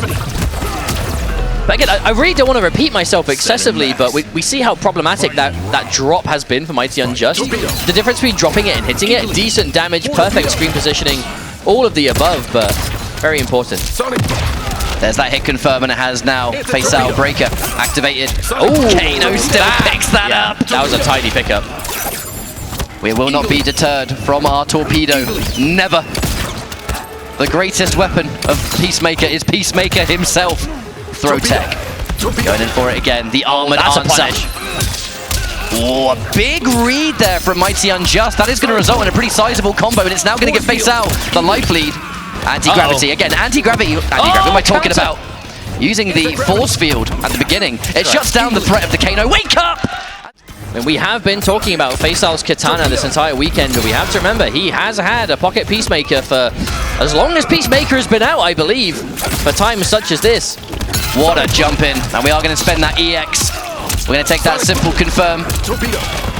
Decent damage into knockdown. Tries to meet you with a down one, and the armor instantly used there by Unjust. Not afraid to establish, look, I'm still going to be going for this.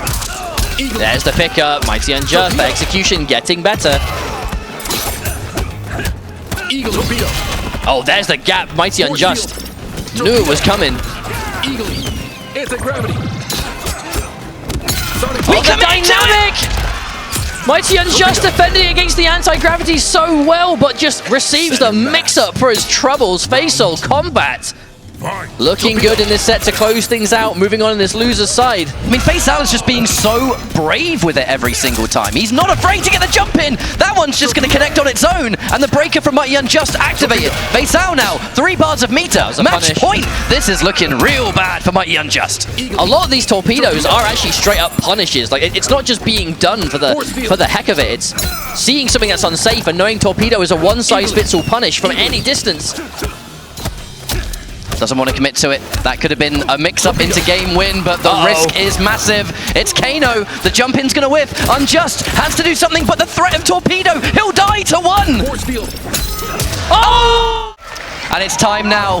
The 2 twins go head-to-head, and only one moves on. ScorpionProcs and Nicolas. But I love the dynamic of these teams. Nicolas has played Raiden Cyrax before in some matches of group stages, but ScorpionProcs, Rain Janet, this is the team that Bandinos used at Combo Breaker to dominantly 3-0 ScorpionProcs in that tournament. Shouts to Bandinos. So ScorpionProcs clearly going back to the drawing board in between, picking up the team, and we're seeing it here in Pro Competition. Rain's first stream appearance, I think, in Final Combat. It is Rain's first appearance in the entire tournament, if you'd believe it. But the Rain Janet is going to be doing that massive damage off confirms. The shimmy of 2-1-1 becomes so devastating thanks to those grab combos. And yes, back 2 into launch. Watch your feet there, mate. Speaking of watch your feet, back 3. Hey, Rain Janet, a tough team. Real scary stuff. Huge damage output off of throws, off of his most practical situations. He'll be looking for damage. Scary stuff, to be sure. Tried to go for a flawless block there, no doubt. Now Janet is going to give us throw combos. Kills, right? 2. Oh, no, not of this, for sure. Definitely not. Would you go Fatal Blow, though? It's going to work. Now, this ain't going to kill. No, this is weird, because Rain's Fatal Blow does tons of damage, but throw combos scale no matter what. So I think you definitely survive. It'll be dangerous. Good situation for ScorpionProcs, though. Janet is fully back. The punish in down 2, just in case there was any sort of ambush on the other side of it. And that will be first round here. Is that down 4? They're definitely different teams in the grand scheme of things. Raiden Cyrax. Raiden kind of completely fell off, I think it's fair to say, after the recent Storm Cell nerfs in one of the more recent patches. But Raiden Cyrax, thanks to Chopper, is kind of back to doing a lot of what he was doing day 1, but the numbers aren't the same. You know, less chip than before, less combo damage than before. But trade? No. Yeah. Well, actually, I believe that wasn't a trade combo. Who cares? Look, here's the setup. It was a cool combo, for sure. But wonderful block. My point is, Raiden Cyrax still looking to chip you down with, you know, longer block strings, everything into Chopper and things of the such. But Rain Janet, the opposite, looking to burst your life down with big hits. And Nicolas is going to know that, try and avoid it as much as possible. But Rain, with that back 3 and the dash cancels, scary stuff to avoid. There's a back 3. Uh-oh. Full combo because here comes Janet. Yeah, We're going to spend a second? No. Not Didn't have the giant chance. damage, We but weren't quite back. yeah, still respectable. I think you only really see the double Janet spend on the big combos if it's going to, like, either win the round or put you in a situation to just close it out, maybe. Oh, no punish! Low-key, that Geyser, kind of hard to punish. Especially at max distance. Oh, there's the confirm. Zap! Right, this is basically not going to scale at all, but it could definitely come down to the mash. Fairly certain that ScorpionProcs will survive, but you got to mash correctly first. All right, how much is left? Oh, that was just enough! That was just enough to get the job done now. 1 round apiece. This is only game 1, folks. Yeah, round 3 and Fatal Blow for both players is already out of action. Oh, whip punish. Reactionary Superman there. All right, reverse throw. What are we going to get from this? We show a lot of respect. And the defense, that's a hit confirm, though. Turn it into something. 270 doesn't sound like much, but if you got no meter, you may as well take it. Hey, with this kind of life lead, definitely. Oh, whiff throw! Tries to punish! Oh, that's a heartbreaker. Whiff punish, the attempted whiff punish. That was definitely a trade combo attempted. Didn't work out, but we're definitely going for it. Very rarely on that forward 3, and actually tried to take that again. Even had the reaction time off the forward 3 cancel. Big jump in. Oh, the jump kick narrowly missed! Did not commit to the forward 2-1. I mean, it is a gap in there, so it's no wonder. All right, keep it meterless with the Janet. Drops the combo! We're not going to drop this one. Actually, I think you're dead. I think you might be dead. Set up. The delayed mid! And now the 2-1-1. The flawless block keeps you alive. That is... What is going on here? Still alive! And there's the overhead. Armor!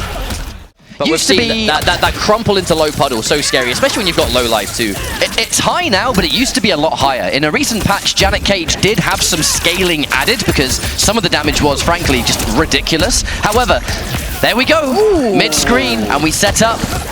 Oh, tricky! That's and the that was thing. escape fail too! Even if you're too far away to get a reliable hard to blockable, it's plus enough that Rain is point blank and gets a turn. And that is good enough. Back three again, the breaker. That back three is like, I got one of the best buttons in the game. It has to be. I love it. Oh, whip punish. Yep. No meter though. We have to keep it so simple with the electric fly. Flawless block. Cyrax is out, but in vain. Nothing was gained there. And this is one thing to mention. We saw so much Rain Cyrax. Quick backdash. We saw so much Rain Cyrax in the early days of the game. With like Raiden Cyrax is not going to be as effective from a meter build standpoint because Flawless block got changed. It now shuts down not only chip damage but meter gain as well. I think that's one of the reasons we haven't seen Baraka Cyrax and Raiden Cyrax kind of immediately dominate again is this is a very different version of the game to that day one. Your Raiden combo damage, way less. Chip damage on Stormcell and whatnot, way less. You know, vertical chopper, less than before, right? So, by no means a weak team, but it's definitely not doing what it was day one. But Nicolas has played it quite a lot. ScorpionProcs definitely tried to go in for a standard punish there. Oh, there's the back three! And Janet, Oh, another drop. Janet was available. I'm not quite sure what the standing one was, to be honest, but either way, we are still alive in this round. There's the flawless block, shutting down that Cyrax chip damage and meter build once more. No 3 bars. The 1-1-2, the safe pushback. Lovely challenge on the Raiden 1-2 there, though. That's definitely going to be the round. And not only that, corner positioning remains for Nicolas. Final round. Fight. Try to whiff punish that back three. Not quite. That is unsafe. Commit, yep. Yeah, there's the instant break. That could have been still very decent and respectable damage. A punish again. We're just trading blows. We're going to send in that second Janet. Meterless, and we set up another thing. That's going to guarantee. Oh, lovely tech. Yo, how often are we seeing these throw techs? People never tech in that situation. But that's how you know they've already played this matchup so many times. Because you have to remember, that Whirlpool, that hits low. And Rain has overheads. The throw can knock you into it. There are layers to that setup. Do we see it again? Getting that off your armored reversal is so good. Down one. Seeing the turn. Oh, trades. Too far. Too far. But he knew. He knew. But it wasn't fast enough. Raiden's Fatal Blast. That's not going to work. That ain't going to work. We still found the punish. Yeah, I'm actually really surprised that hit. Oh, that is both twins at the end of that game. Again, we have the cheat sheet. We can see all the different camera shots. That was definitely a messy end, and they know it. Wow. Charge. We have to remember, when you get players like this, you know, Nicolas and ScorpionProcs, the amount of games they would have played against each other, not just in this matchup, obviously, but like just in the game itself, the layers that have already been established in the mind games that I know that you know, that is so prominent in competitive fighting games, that these layers that have been established long before the matches we're watching now, we are going to see some crazy interactions. Oh, but a whiff punish. So I'm sure that ScorpionProcs has been practicing the hell out of this team, but there's definitely some more unfamiliarity combined, compared to some of the other teams, because he's going for some of these launches from far away, and he's trying to do jump one. Sometimes it's either really tight to land, or it's just too far away to confirm, and kind of the hallmarks of a newly picked up Rain compared to the Barakas we'd seen, or the Johnny Cage, or someone else. But definitely a matchup they played together, because Nicolas is going for so many techs on forward three. That's not brand new. That won't work. It's too slow. And that will be a punish. Keeps it nice and guaranteed and unbreakable, actually. Yeah, actually, I respect that punish particularly. Just go for the raw shocker. Because there's a lot of pushback on some of these fatal blows. Oh, no, the mime wall. Not doing quite enough, though. Oh, not quite close enough for the throw combo, but we're going right back into the corner again. The double zaps. That one back three, that's always the case of Rain. The one back three you don't get the cancel for is the one that hits. All right, here comes Janet. Hit another one immediately. We're not going to spend the second Janet, though. We'd rather keep that meter for the next hit. Watch now on those back three whiffs. Oh, There's whiff punish! That is not an easy button to whiff punish, I'll tell you what. But Nicolas it's not just a case of seeing it whiff and just pressing a button. He's staying in the perfect range to avoid it and then just micro-dashing right as ScorpionProcs goes for it. So aware. Now we are going to be charging up those electric balls because Rain, he does have the ability to... We actually are yet to see that grab hit. It has always been teched besides one time, and even then it was escape fail. If I'm going to be fussy, I think we've seen it hit a single time and it was escape fail, but there's always an attempt, knowing exactly what it's going for. The fact that he's even getting the button this consistently. Look at this! Come on! Man is not allowed. Oh, this time it works! You finally get your wish. On the flip side, we've also seen that blocked a few times too, because that's the mix-up. You see it as an overhead. Oh, hang on. Good night. That is going to be a fatal blow. Now, it ain't going to kill, but I'm eyeing up the fact that we got Cyrax, we got Meter, and that's possible chip territory. Well, especially if we go to full screen, I do wonder what ScorpionProcs' answer will be. Didn't want to overcommit. The threat of the fast wake-up. Guys, Oh my dash it goodness. through! ScorpionProcs finds it, and the Janet is there just in case. Now, it's one round apiece here. Going absolutely as weird and wonderful as you expect from these two. Hey, we saw these two play so many mirror matches in competitive MK11 right in the last few years or so, and it was always matchups we'd never seen them play before, and usually it was mirrors, but we're not really seeing that be the case here, especially with Janet number one. Holding on to the second one. A good choice. Oh, you're dead. You're basically dead, mate. I'm not gonna lie. Here we go, Janet. Charge. Set up. Oh, you don't tech this one! And it's always the one that you don't tech is the one that... Combat journey on Rain, and the yellow robot hits the kit confirm from far away, and you have to confirm it's down back 3 there. The shocker does whiff. Great knowledge from Nicolas. Meterless pickup. Oh no! Missed the electric fly into full punish. That 2-1-1-2-1-1 is not easy. Oh, I don't know what that was. That would have been really nice though. Ending that kind of damage in a restand with Rain in the corner, that would have been juicy. Drops the combo and only gets a measly 460 damage. There is one Janet left. Now it's not going to work fully yet though because there is a breaker, and that is why Nicolas did not spend the 2 bars. You need the breaker here. Oh, that back 3! Now you have to break. Yeah, but that opening, that close to the corner, yeah, you would have been 100% dead. Whiff punish! Again. Now this one, much more likely to end the round. Gee, that wasn't even a whiff punish, that was just a reaction, because it didn't even have time to whiff.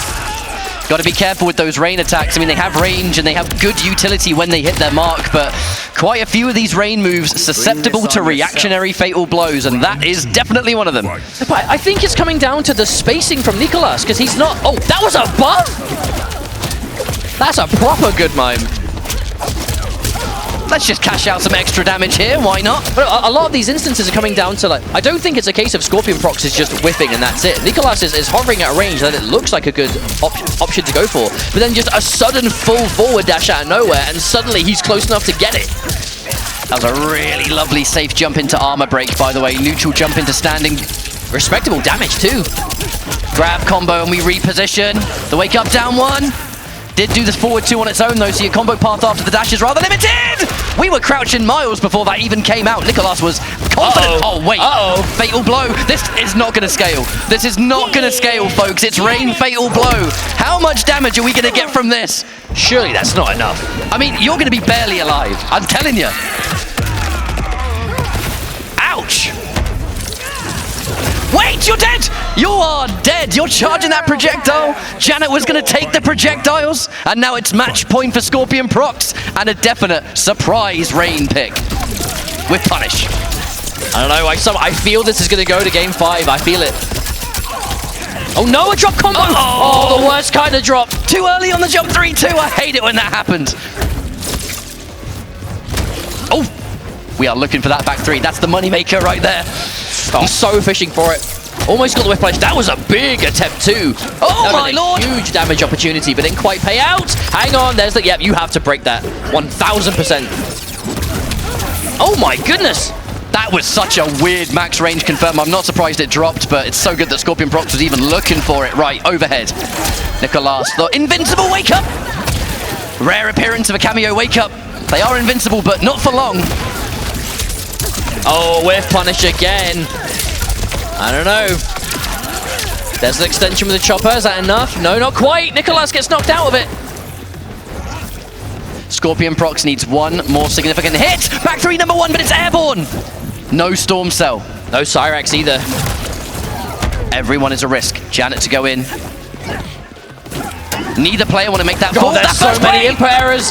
The throw! grab, is That's that enough! Yep. That is going to be enough, 100%. Has been SonicFox's go-to today at the very least. Here we are, winners finals. Let's get it.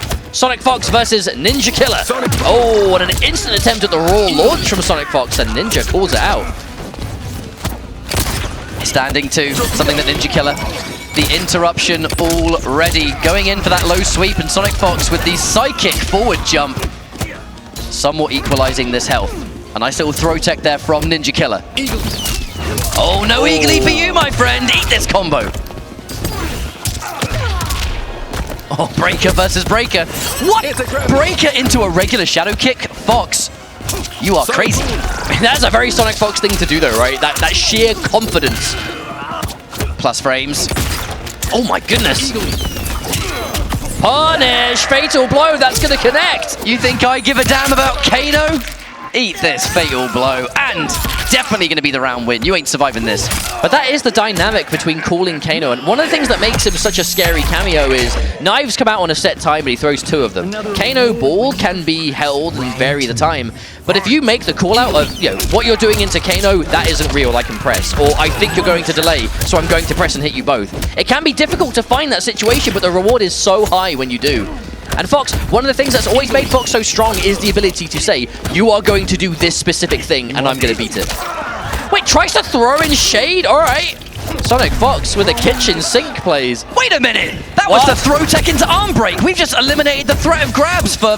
You know what? I've never seen the move used in a real match. I can't remember how long. I mean, considering Johnny is one of the most common characters we see competitively, I forgot he could do that. It's been so long. So you might be wondering, what was it? If he takes your throw, he can do an input to do some damage to you, break your arm, and then stop you from throwing for some time. That amount of time escapes me because it's been a while. It's almost a little bit embarrassing that we died. Game one on the board for the Fox. But it will be Ninja Killer, the first hit bonus, spending our first bar of meter on that EX torpedo, so trading one bar for another. A fair trade. Fox with punished. That meterless combo off Sonic Boom.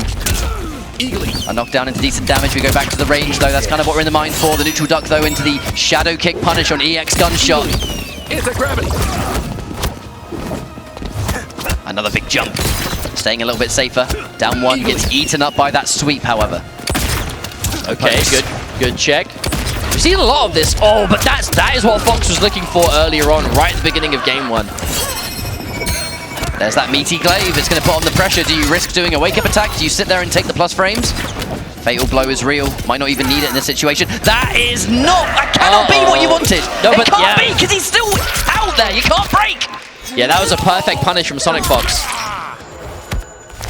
It's very rare that you see Kano eye laser used on purpose. I mean, he's one of the best cameos, and Kano ball and Kano knives are fantastic. That eye laser is one of the weaker moves in the game. It's very unsafe.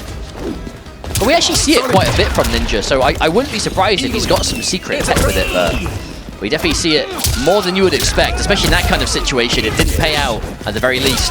Oh, raw overhead! Everything is working right now, and that is the most dangerous form of momentum. It feels like you are incapable of making a mistake. The neutral duck into the whip punish on that forward one now. A knockdown. Takes some extra damage. Probably wanted the same side there, but with such a life lead, maybe not that much of a big deal. Oh wow, that actually just crossed up. Ninja had to respect it. It's a gravity. Eagly. Jump kick, Kano ball. All of this doing respectable chip, but you're going to need so much more than that if you want to hope of winning this round. Back to back. Throw tech, but eats another low poke. These sweeps have just been so good so far. That's even more chip damage. The punish on the down one, that's really bad. Lovely crouch, though, from Ninja Killer. Has got to make the most out of this. And, of course, that's why we're now seeing a fatal blow. It's going to be a good chunk of damage, but still a bad spot for Ninja to be in. That's not a lot of health remaining. A single shadow kick will do it. Chip damage from Glaive. Kiss off. It's a We are gravity. just, well, just about to build and have built now 2 bars of meter. Oh, but it doesn't matter. Game away from securing that, but Ninja, he's been here before. He's no stranger to reverse 3-0s when the opportunity arises, but we have to see it. What a punish! Again! The iconic launch Johnny Cage. Torpedo. That launcher goes all the way back to minimum Mortal Kombat 9. 10 years old that button is and still going. Wake up Glaive. The confidence to know that Ninja Killer isn't close enough to enforce a meaty. Lovely little pickup there though from the Torpedo. Eagerly.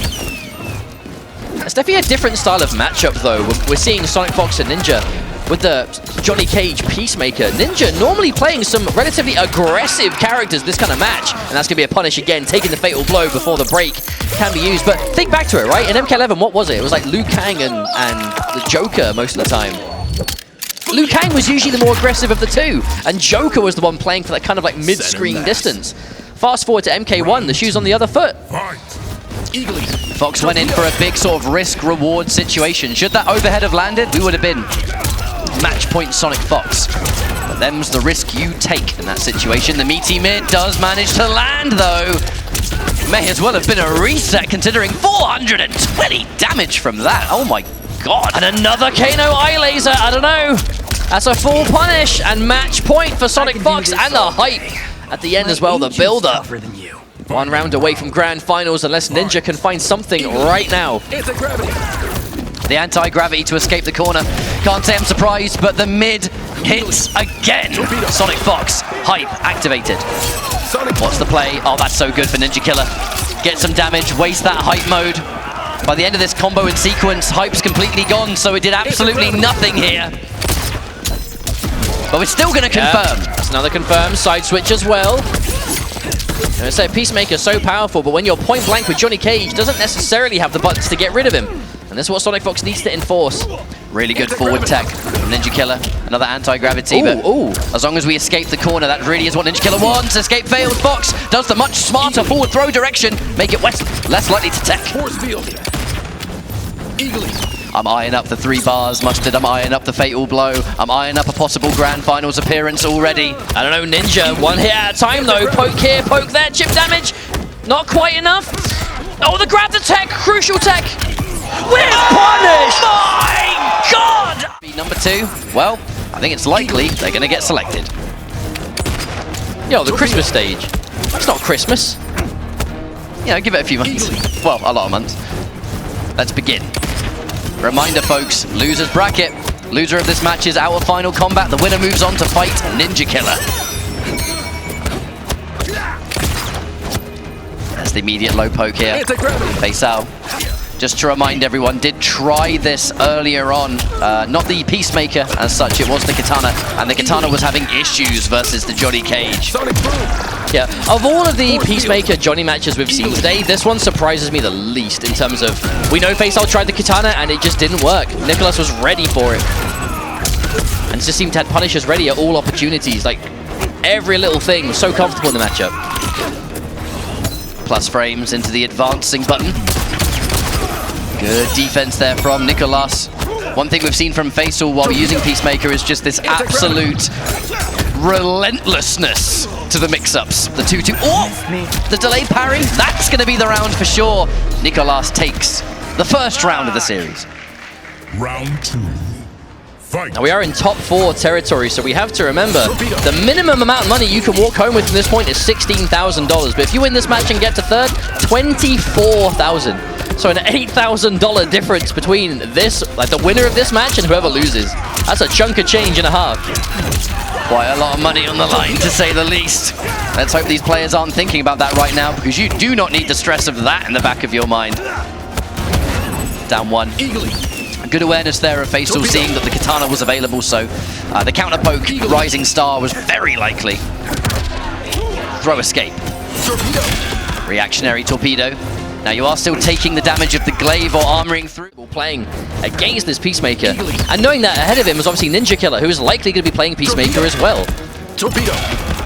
Oh, back-to-back torpedoes. Special guest Kano after the grab connected, but that one was a little bit eager. There was no Kano to make it safe. Faceal just said, you know what? I'll do it again. Wake-up grab, okay. I mean, if you're expecting a wake-up torpedo, you're going to be blocking, so the grab becomes a bit of a threat. A big read to make. Oh my goodness, again. Now, that's a key normal we saw in the winners' finals from SonicFox. That was such a game changer in the matchup. Seeing shades of it here again from Nicolas. Oh, confirms. Not enough to kill, but a decent lead will be guaranteed at least. Now, what was the option? We didn't dedicate. The Kano knives didn't find their mark. The standing button hit, but no commitment. That one's going to work out, though. Faisal takes first round of game number 2. I feel like we've seen that Johnny Cage Fatal Blow used in answer to anti-gravity a number of times from Combo Breaker and this weekend, but we're yet to see it work, but I'm assuming it will parry, otherwise we wouldn't see the Johnny players going for it. Oh, damn, poor Kano. Down in front. Eagly. Back again. I mean, it's such a reward as well. It's a wonderful call out. You know, there are plus frame situations or maybe just stagger situations. If you read a button and you can't punish, back up and just hit that giant launcher. Torpedo. Now this is much more the Peacemaker style we've seen work out today. Johnny Cage so good point blank, Faisal wanting no part of that. And Faisal used to playing a lot of the Katana. Another one of these characters who is just a more patient character.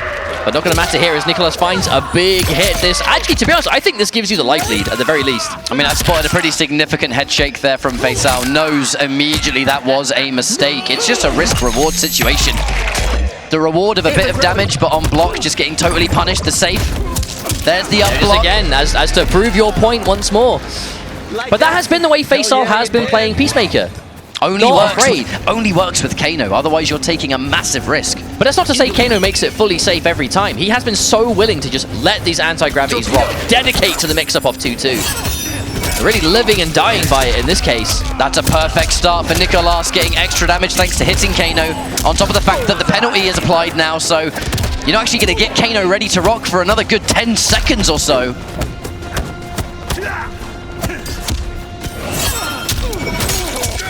Oh my lord, that trade! So good for Nicolas!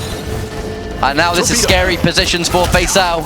The Kano ball, wow! So rare that you just hit the Kano ball like that. Well, it's because Nicolas went for the down 3 instead. Faisal with a massive hold. Whiff punish! Strongest character, yes, when they fought last time it seemed like a pretty tricky situation, but it's the character, the experience, the hours and the grind have come from, so do or die, it's Katana.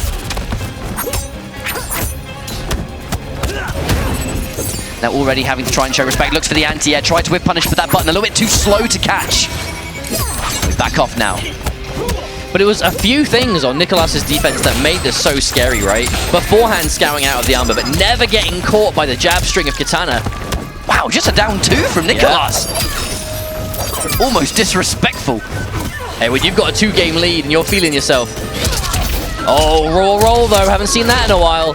With the amount of Chameleon we see, you'd expect to see more of it, but there's no coincidence to save it for the last moment. I guess one of the reasons is that it is, above all else, at point blank, pretty damn unsafe. I know there's a lot of pushback at other distances, but a lot of these characters have their good options. The plus frames now, is that going to be more plus frames from Cage? The armored interruption into the breaker.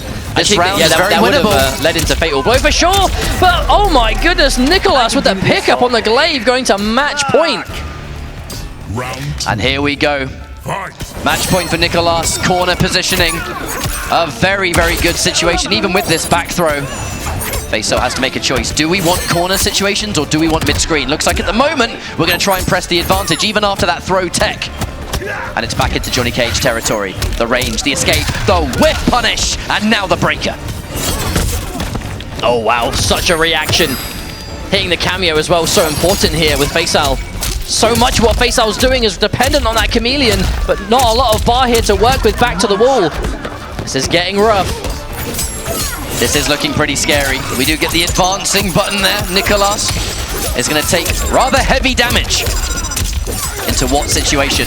The Molina drops the combo, but we do get a bit of a setup from it. We still keep plus frames. The important thing there is that Faisal was not punished for that corner combo. Oh, hang on Counter a minute! That's not enough, but the setup to follow, what's it going to be? Dash in, what lovely a tech!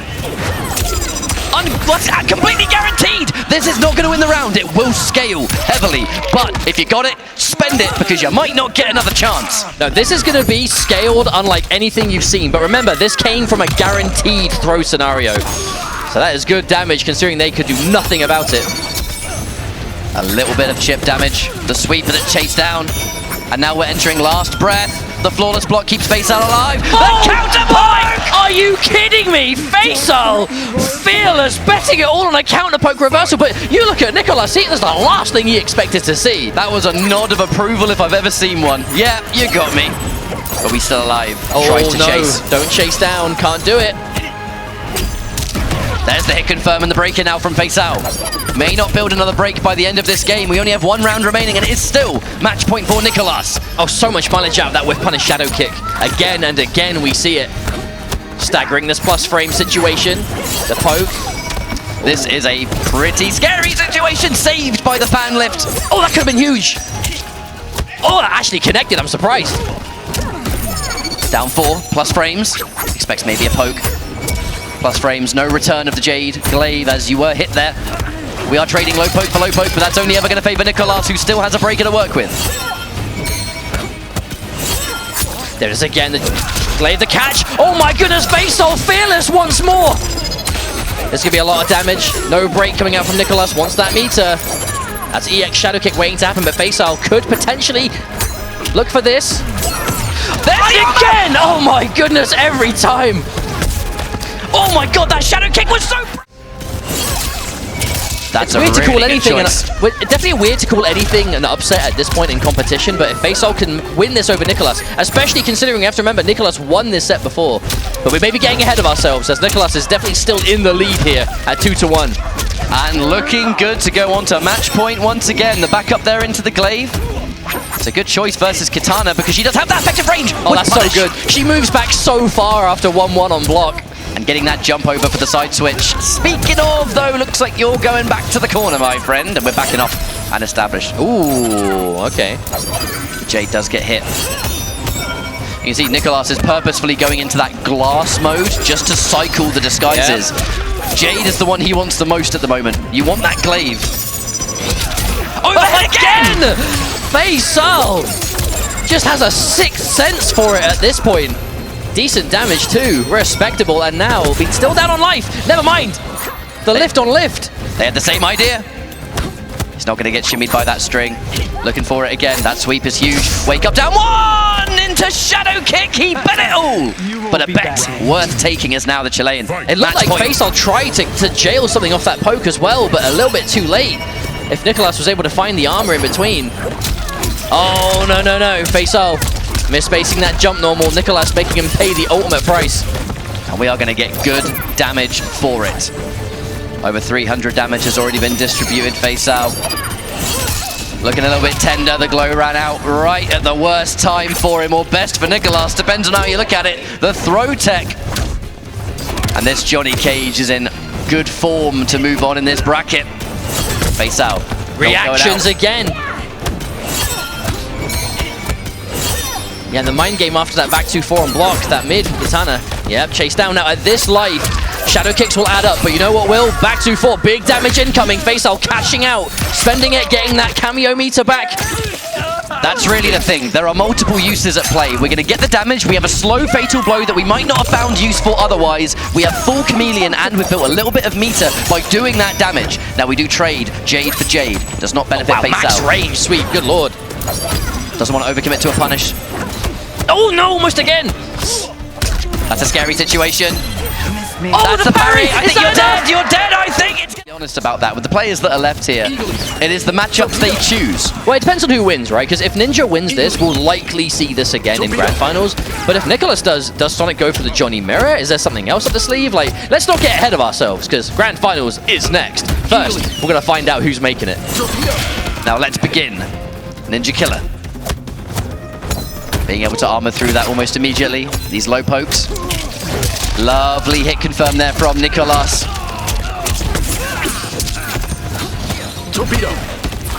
Torpedo. This time, though, a confident punish from Nicolas to really acknowledge that Ninja Killer went Volcano far too late for that to mean anything. And I got to clarify, a bit of a bad wording on my part. What I meant was these two characters in particular. Let's now jump in. The safety of that mid-string, trying to make it just a little bit more. The mix-up is applied, but maybe not as much risk. Ninja Killer can't really afford to get hit by anything major here. Oh, the block! Was able to block in time, and Nicolas takes that first round here versus Ninja Killer. Round 2. Fight. Eagerly. Quite an adjustment though from Nicolas. Just getting it confirmed, but Ninja did defeat Nicolas earlier on in a dominant fashion, but we've already moved on a bit since then. Nicolas looking very ready for this matchup now, back to back. But still early days. I mean, you're going into Final Combat. You have to be as prepared as you can for these matchups. You knew these characters were coming. The Sonic Boom. That combo, everyone's been having trouble with that today.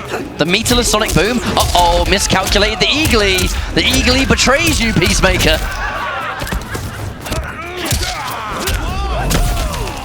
Eagerly.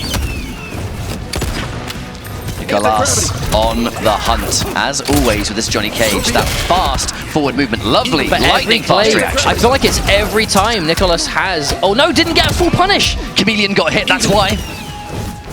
Chameleon wasn't quite available. Anti-air down 2, straight out of the 90s, that one. 1 round apiece. But I feel like Ninja has had such flawless reactions on those Jade Glaives in the neutral so far. It's like every single time Nicolas is throwing one, he's getting torpedoed for his trouble. Anti-gravity. Went in for that up block once more. That does make the regular drop punishable. Most of the time there is Kano covering it to make it safer, but... Dash in. Flawless block. The punish! It's so rare that that string ender is used, yet Nicolas was still ready for the punishable block. Anti-gravity. Okay, there's the escape. Nicolas has been so on point with throw techs all day, and again, cannot throw this man. Okay, again, the shadow kick. Sonic. Oh, with punish though. Preemptive launch from Nicolas, he's gonna pay. Torpedo. Another torpedo. I feel like when we were seeing that launch earlier on against Ninja with Fox, it was like it was a reaction almost to catch those down threes and things like that. But Nicolas being a lot more preemptive with it. Definitely looking for the conversion off that air glaive right there. Maybe even That awaits whoever takes it out of our 3 remaining players. The General Shao Axe. Pretty cool, honestly. There's that mid. Ninja Killer keeps things real simple. A lot more of these flawless blocks at play. I guess the timing on 1-1 and forward 3 is kind of similar actually on the second hit, so works out. There's the armored punish with that shadow kick. It's crazy how much of a similar dynamic that's giving this matchup though. Whether it's EX Shadow Kick or EX Torpedo, they're similar moves overall. If you look at it, just reaction punishes for just about anything. If there's a gap or if you see a button or anything that's going to whiff, you can catch it. Such a strong tool to have, and we're seeing it so much. Yeah, it's more of a safer mid-screen version, that mid-eagle. Not going to get a massive pickup, but damage adds up if you're throwing it out this often. There's that torpedo once again to just totally destabilize this neutral. Make you uncomfortable. Advance. More range on these low pokes. The back-to-back. The gravity into the jump kick. That's going to jail into some pressure. More of these pokes. Miscalculates the Eagly again, and that's going to be the round. Fatal blow. Nicolas. That's not the first time we've seen mistimed Eagle back-to-back. You have to remember, Eagly does have an internal cooldown, and if you go for the move and Eagly's not ready, you're still going to get the move. You're just going to effectively put yourself at harm's way, and it's not the... actually, we don't see it punished every time is my main point. Nicolas ready to see that Eagly wasn't there and getting big damage for it. Got to be looking for it at this level of play. Peacemaker's one of the best characters in the game, but if you can find a single weakness or a single opportunity, if you're not pouncing on it, you're trolling at this stage. Look for the whip punish, but too far away. Narrowly too far away. Force field. Sonic boom. Torpedo. Oh, that patience. Yep, he's looking for it. Fan lift versus Peacemaker just does not seem to exist the same way. That move has got to be very plus for the fan lift to not get chased down. Torpedo. Oh! All right. Ninja Killer, successful grab. Going in with the Kano once more. Letting it rock. Torpedo. Another torpedo. Ninja has been so on the money with these. Not all of them being covered by Kano either. Every now and then we just get a good old-fashioned reversal. Or just a raw option. Oh, trying to whiff! He missed! He went right underneath him! Eagly. Torpedo. Does time the Kano knives correctly though. Nicolas does not want to play those games. Force field. If he mistimed his punish and ate those knives, the round would have been over. Double flawless block. Now this is chip territory. The flawless He got block. it! He got it! Oh my good lord! He found it! And wins the second. Do you do an empty anti-gravity and bait out something? So difficult to find the exact answer. It's why we don't see it punished often at all, but in the crucial moment, Nicolas has the clutch to make it happen. Anti-gravity. All of these individual whiffs, I mean, you can just feel the tenseness behind them. Both Peacemaker and Cage have these really sizable meterless options to do something about it. And it's like I've said a few times today, it's the importance of, outside of this punish, if you can hold on to meter for a break, seems to be the preferred method at the moment. I'm gonna shoot man's feet, no parry for you. But it's not about massive damage for Ninja. It's about individual hits, and that's what he's looking for the whole time. Torpedo. Cancels Kano just to get the callback faster. Again, the mistake! Yeah, Eagerly wasn't ready again. Oh, up block. Quite a bold up block of a safe jump too. I think that was calling out perhaps a mistime. I do like these meaty, like on wake up going for the Jade Glaive. You kind of get the added bonus of cycling different disguises if you want, but also eliminating Kano from the wake up threat. This time. Oh! Lands right on Johnny Cage's fist. Ouch. That was a punish on the cancelled version too. I think we've seen that attempted a handful of times, but this time no Kano behind it. So it's going to be a full punish. Well, think about it. If it punishes the cancelled recovery and it punishes the strike, that's going to be all right. Nicolas with a clutch play. I was saying it before I say it again. The clutch master. Oh, so late. That fan lift. Oh, did go for the punish on Kano Ball, but Ninja Killer with the correctly timed release. Nicolas just playing with absolute fearlessness in this losers finals. Wants to be able to get into that minimum second place position. The grand finals can see it, can taste it. Now Ninja Killer, no Kano. So we're going to keep it nice and standard here in the mid screen up until Kano comes back. Torpedo. Anti-air torpedo. Oof, oh wow. Shadow kick. Ninja actually tried to go for a blow dart there. That's one thing we almost never see from Ninja in the neutral. More of those Kano plus frames, but intercepted! Johnny Cage coming in hot and with plenty of Chameleon to rock with. Oh, there's the catch! Tying up one game apiece. This is so back and forth. Chooses not to break. Holds onto the meter for this round. It's now looking real good. Uses it to instantly interrupt that Back again. mix-up situation. Yep. Oh, quick dash in from Nicolas. You can see how he just does not want to give Ninja any space. Oh, so good! And punish the up block too. Force field. Oh, always scary. Those individual The buttons. reactions again, Ninja cannot be tested on these torpedoes. Always looking for it. You have to be. The counter poke torpedo. Torpedo. Kano wants more to make that safe. The plus frames, the release of Kano Ball. We are staggering our individual buttons. Nicolas does not want to get caught by anything here. Big jump. Yep, ends it short. Take the damage. Oh wow, dashes right into it. Ninja calling out so much of Nicolas. This quick micro backdash into forward dash. That throw tech. Oh my good lord, I think went in for the ball roll or something. Breaker, run back. Nicolas, the reigning champion of Combo Breaker now. Defeated both Ninja Killer and SonicFox to accomplish that. But this is 3 weeks later. Doesn't sound like a lot of time, but it's a fresh start. Oh wow. There's the counter poke again. Every time Ninja has any moment to breathe, he's just looking for anything into that kind of sweep distance pushback. Oh, gets caught though. That's going to do some decent damage. It's going to equalize the health, that's for sure. Safe jump. Ninja Killer tried to anti-air, had to use the breaker just to not lose this round. And now plus frames of that low poke. Oh wow. Expecting. Yep, there it is. Too much of a delay that time. Nicolas finds the poke. Oh no, Ninja goes for another grab. This time it doesn't pay off. Man, we are going back and forth. Round 2. Fight. Every possibility of this being a game 5 with how things are currently going and with so much at stake. The dashing grab, escape failed. Ninja Killer did try to, but with the fan lift available, that grab's going to be a full combo. 198 doesn't sound like much. Quick backdash again. Nicolas so good at that. It's one of those benefits of Johnny Cage, a quick backdash, advancing mid so fast. Using that grab to guarantee that we enter the Katana disguise. That's been so important here. Going in with the forward throw, plus frames. More plus frames with the standing 4. Even more so with the Jade Glaive. Ninja Killer trying to fight that thrown grab. out of the sweep, yeah. Caught out of the active frames. Oh, that was expensive. Well, at least we didn't take a full combo. That could have been so much worse.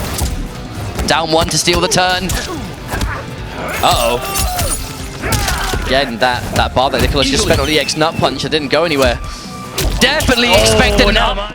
And it's time to get classic here at Final Combat. But there was like no hesitation. It was straight to the Liu Kang. It's the Shaolin monks, bro. And every hit is going to mean Suddenly something. the crowd comes alive. There's just something about Ninja playing Liu Kang, the air-to-air again. The damage, though. Let's just not forget just how much damage Liu Kang does in this game. The meaty, the plus frames, the low poke, and basically a flawless victory. It's match point for Ninja Killer. Is Liu Kang the answer here? Okay, the armor through. With punish on the back too. Nicolas scoured it out.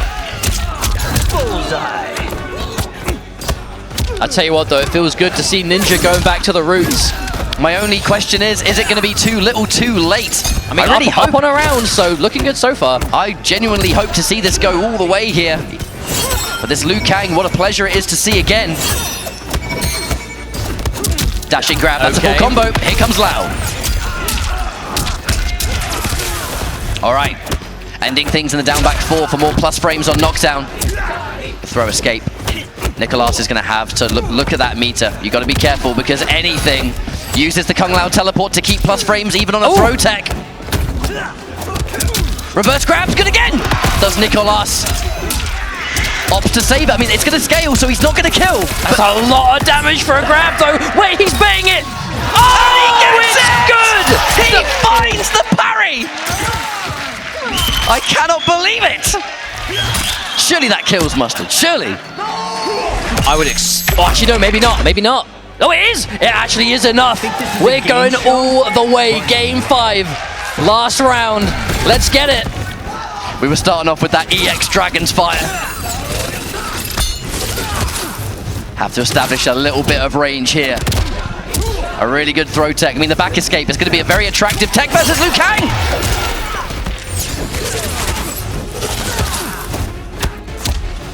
Punish on the down 1. We have Chameleon. That is going to be a grab combo, folks. Big jump in now. Looking for that forward 4. Ninja Killer has to make magic happen. We only have 1 bar of meter on the side of Liu Kang. Oh, the patience. Good block, though. Yeah. As the empty jump alongside it, we've seen so much back throws from Ninja. Oh, underneath! Hang on! This is big damage. The setup gets the perfect read, and there's the breaker. A huge jump! That is going to be it, surely for losers finals. No, we spoke too soon. This could be it. Nicolas gets the hit. That should have been it for Ninja. Oh, the roll! Is that enough? Surely it is, and it will be Nicolas. However, it is a battle of Johnny Cage. Who is the greatest Cage, and who is the greatest MK1 player on the planet? Oh, wow. They're so smart to finish that string to get out of the way of the parry, though. It's kind of shades of MK11, you know, when you do like wake up forward roll, and if you meet with an advancing string, kind of similar. There's that delayed mid. That's a full combo for Nicolas. At this point, just taking it in turns.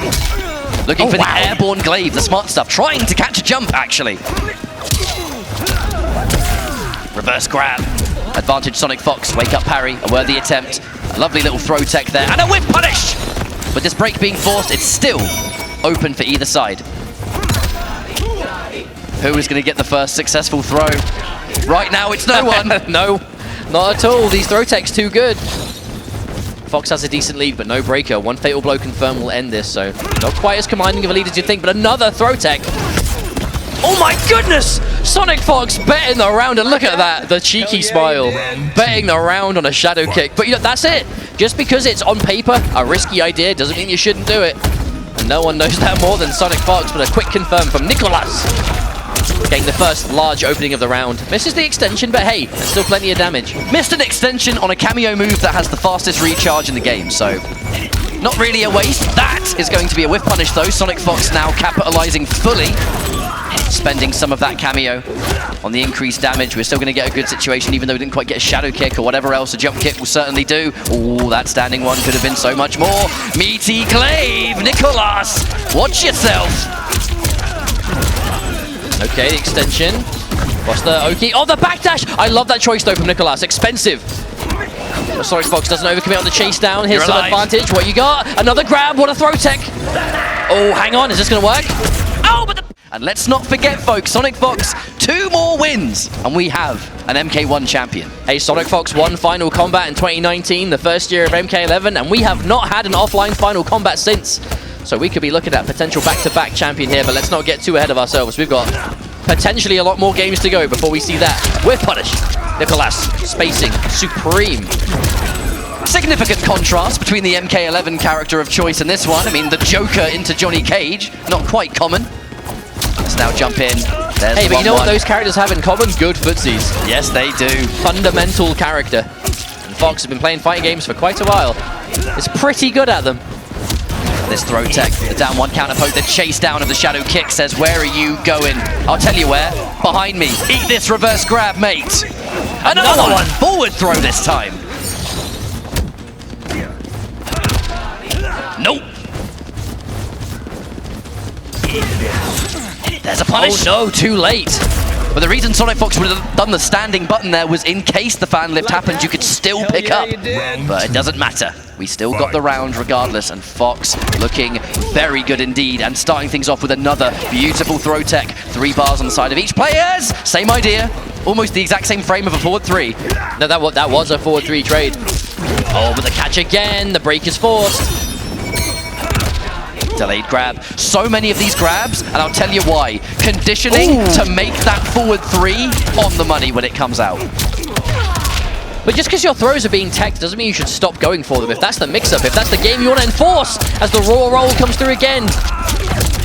We're seeing Fox really saving that Molina roll. Oh, but the quick backdash into buttons. Nicolas is fighting back. Backdash into forward 3 is such a classic Johnny Cage maneuver.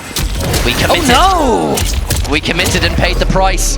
Whatever our cameo was there, it wasn't the right one. We got punished for it, and now it's 1 round apiece.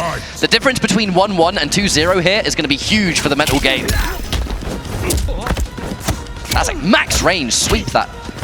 Looking for it. And you will see a lot of sweeps in the mirror match. The parry does lose to lows. There's a reason we've barely seen the parry at all in this match. That one's going to work out, though. Fox opts not to go for Chameleon either. We'll just take it as is. A forward throw once more. Decent little damage, more importantly. Corner position, reactionary shadow kick. And over half-life done. Oh, what a whiff punish, though. Fox going for that standing 4. It is a high. These grabs are looking pretty good now. Small damage on that Molina disguise throw, but the trade-off is massive plus frames. Uh-oh. Cannot break this one.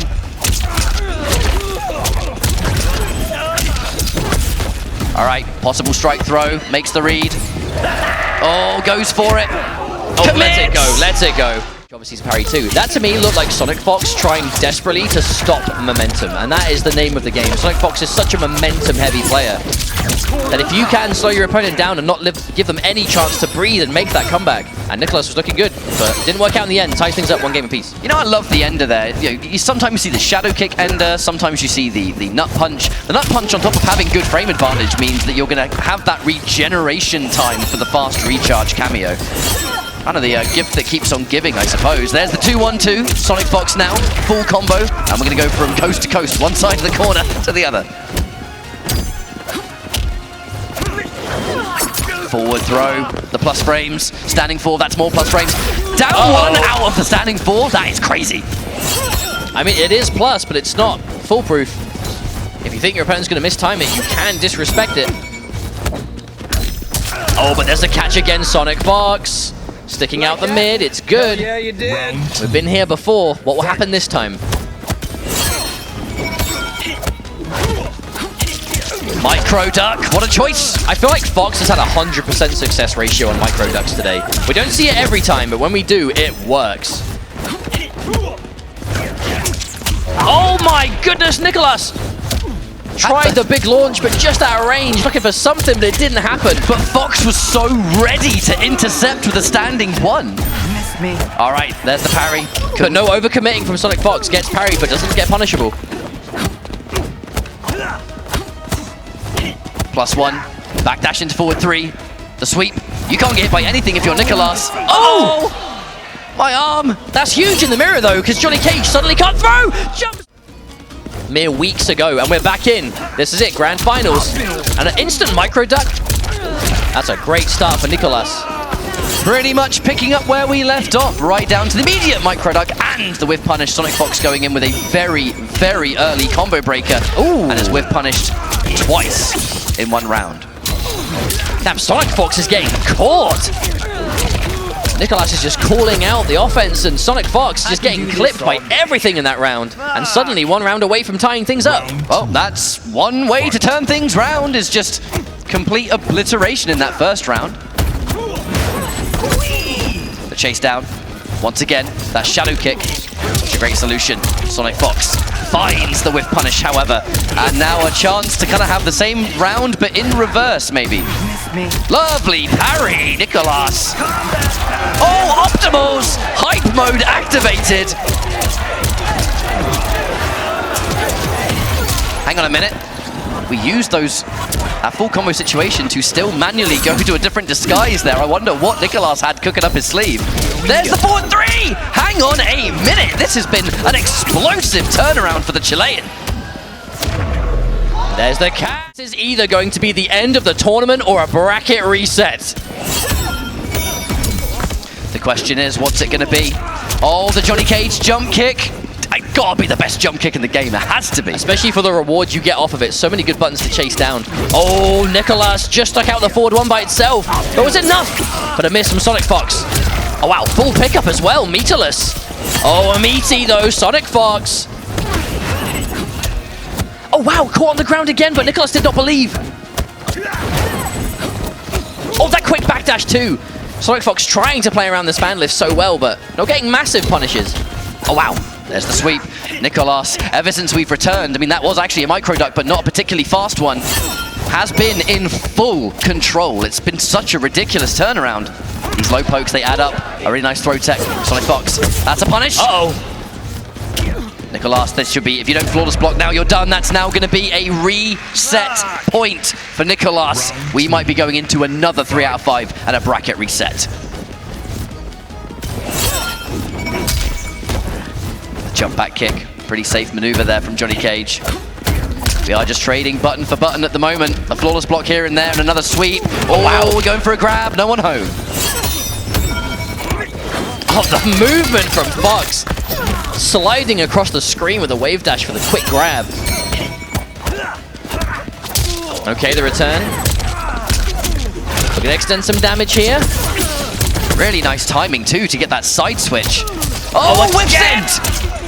Another whiff punish from Nicolas, who has been on it every time with these. It's been such a standoff situation, that forward 1 whiff punishing itself. SonicFox gets another hit, decent damage. Oh, the sweep. Okay, and again, this could be the last round of the tournament, or the halfway point. We'll find out in the next 90 seconds. This is my favorite part of the tournament. It's either reset point or it's going to be championship point. Right now, Nicolas starts off strong with a knockdown here in the corner, and we're going to squeeze out every ounce of damage. Go for the nut punch ender. Wake up or roll. It's scouted, and you can't break. Yeah, you can't break. Chameleon's out of action. Is this all good? 1 set left. Let's go. Here we go. Whichever way you look at it, it is all coming down to this. Win or lose. Okay, so there's the advancement. SonicFox taking the first chunk of significant damage, and the brave shadow kick. Now, there was Katana available, so not as unsafe as you'd think. The advancing button there catches the plus frames off that standing 4 to begin with, and so much damage. 420, just like that. Escape failed. Fox did try and tech that, but Nicolas went for a much smarter forward throw direction. No parry. Oh, wow. We actually haven't seen parry work out much at all in this matchup. Sweeps too prominent. There it is again. Low pokes. Oh, That's smart stuff. That quick little backdash, you see it from SonicFox getting out of the way of anything that you can threaten from that jump in. Very similar play to how SonicFox won East Coast Throwdown with Rain. The exact same sort of scenario. Now there's the going in there with the 2-1-2. There's that breaker. Nicolas forced to use all 3 bars. Another dash in. SonicFox is on it with this. And I mean, if you've just had the bracket reset against you, Nicolas has come back almost looking like a new player, right? I do love the way that SonicFox has been using hype mode this entire tournament. I felt a lot of Johnny players will save it for a combo, but SonicFox is kind of just popping it in neutral and then just having some real threats. Especially when you're in that Jade disguise, just covering it with that. Okay, SonicFox looking good in game 1. Trying to really seal this one out. These sweeps and pokes. Oh no! That is not what they wanted. The breaker. Any momentum that Nicolas had there, taken away.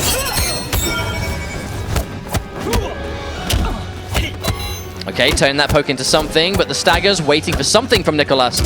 Maybe seeing that katana disguise and worrying about Rising Star, perhaps. Oh, there it is. Again. Albeit only by a game, but it's enough.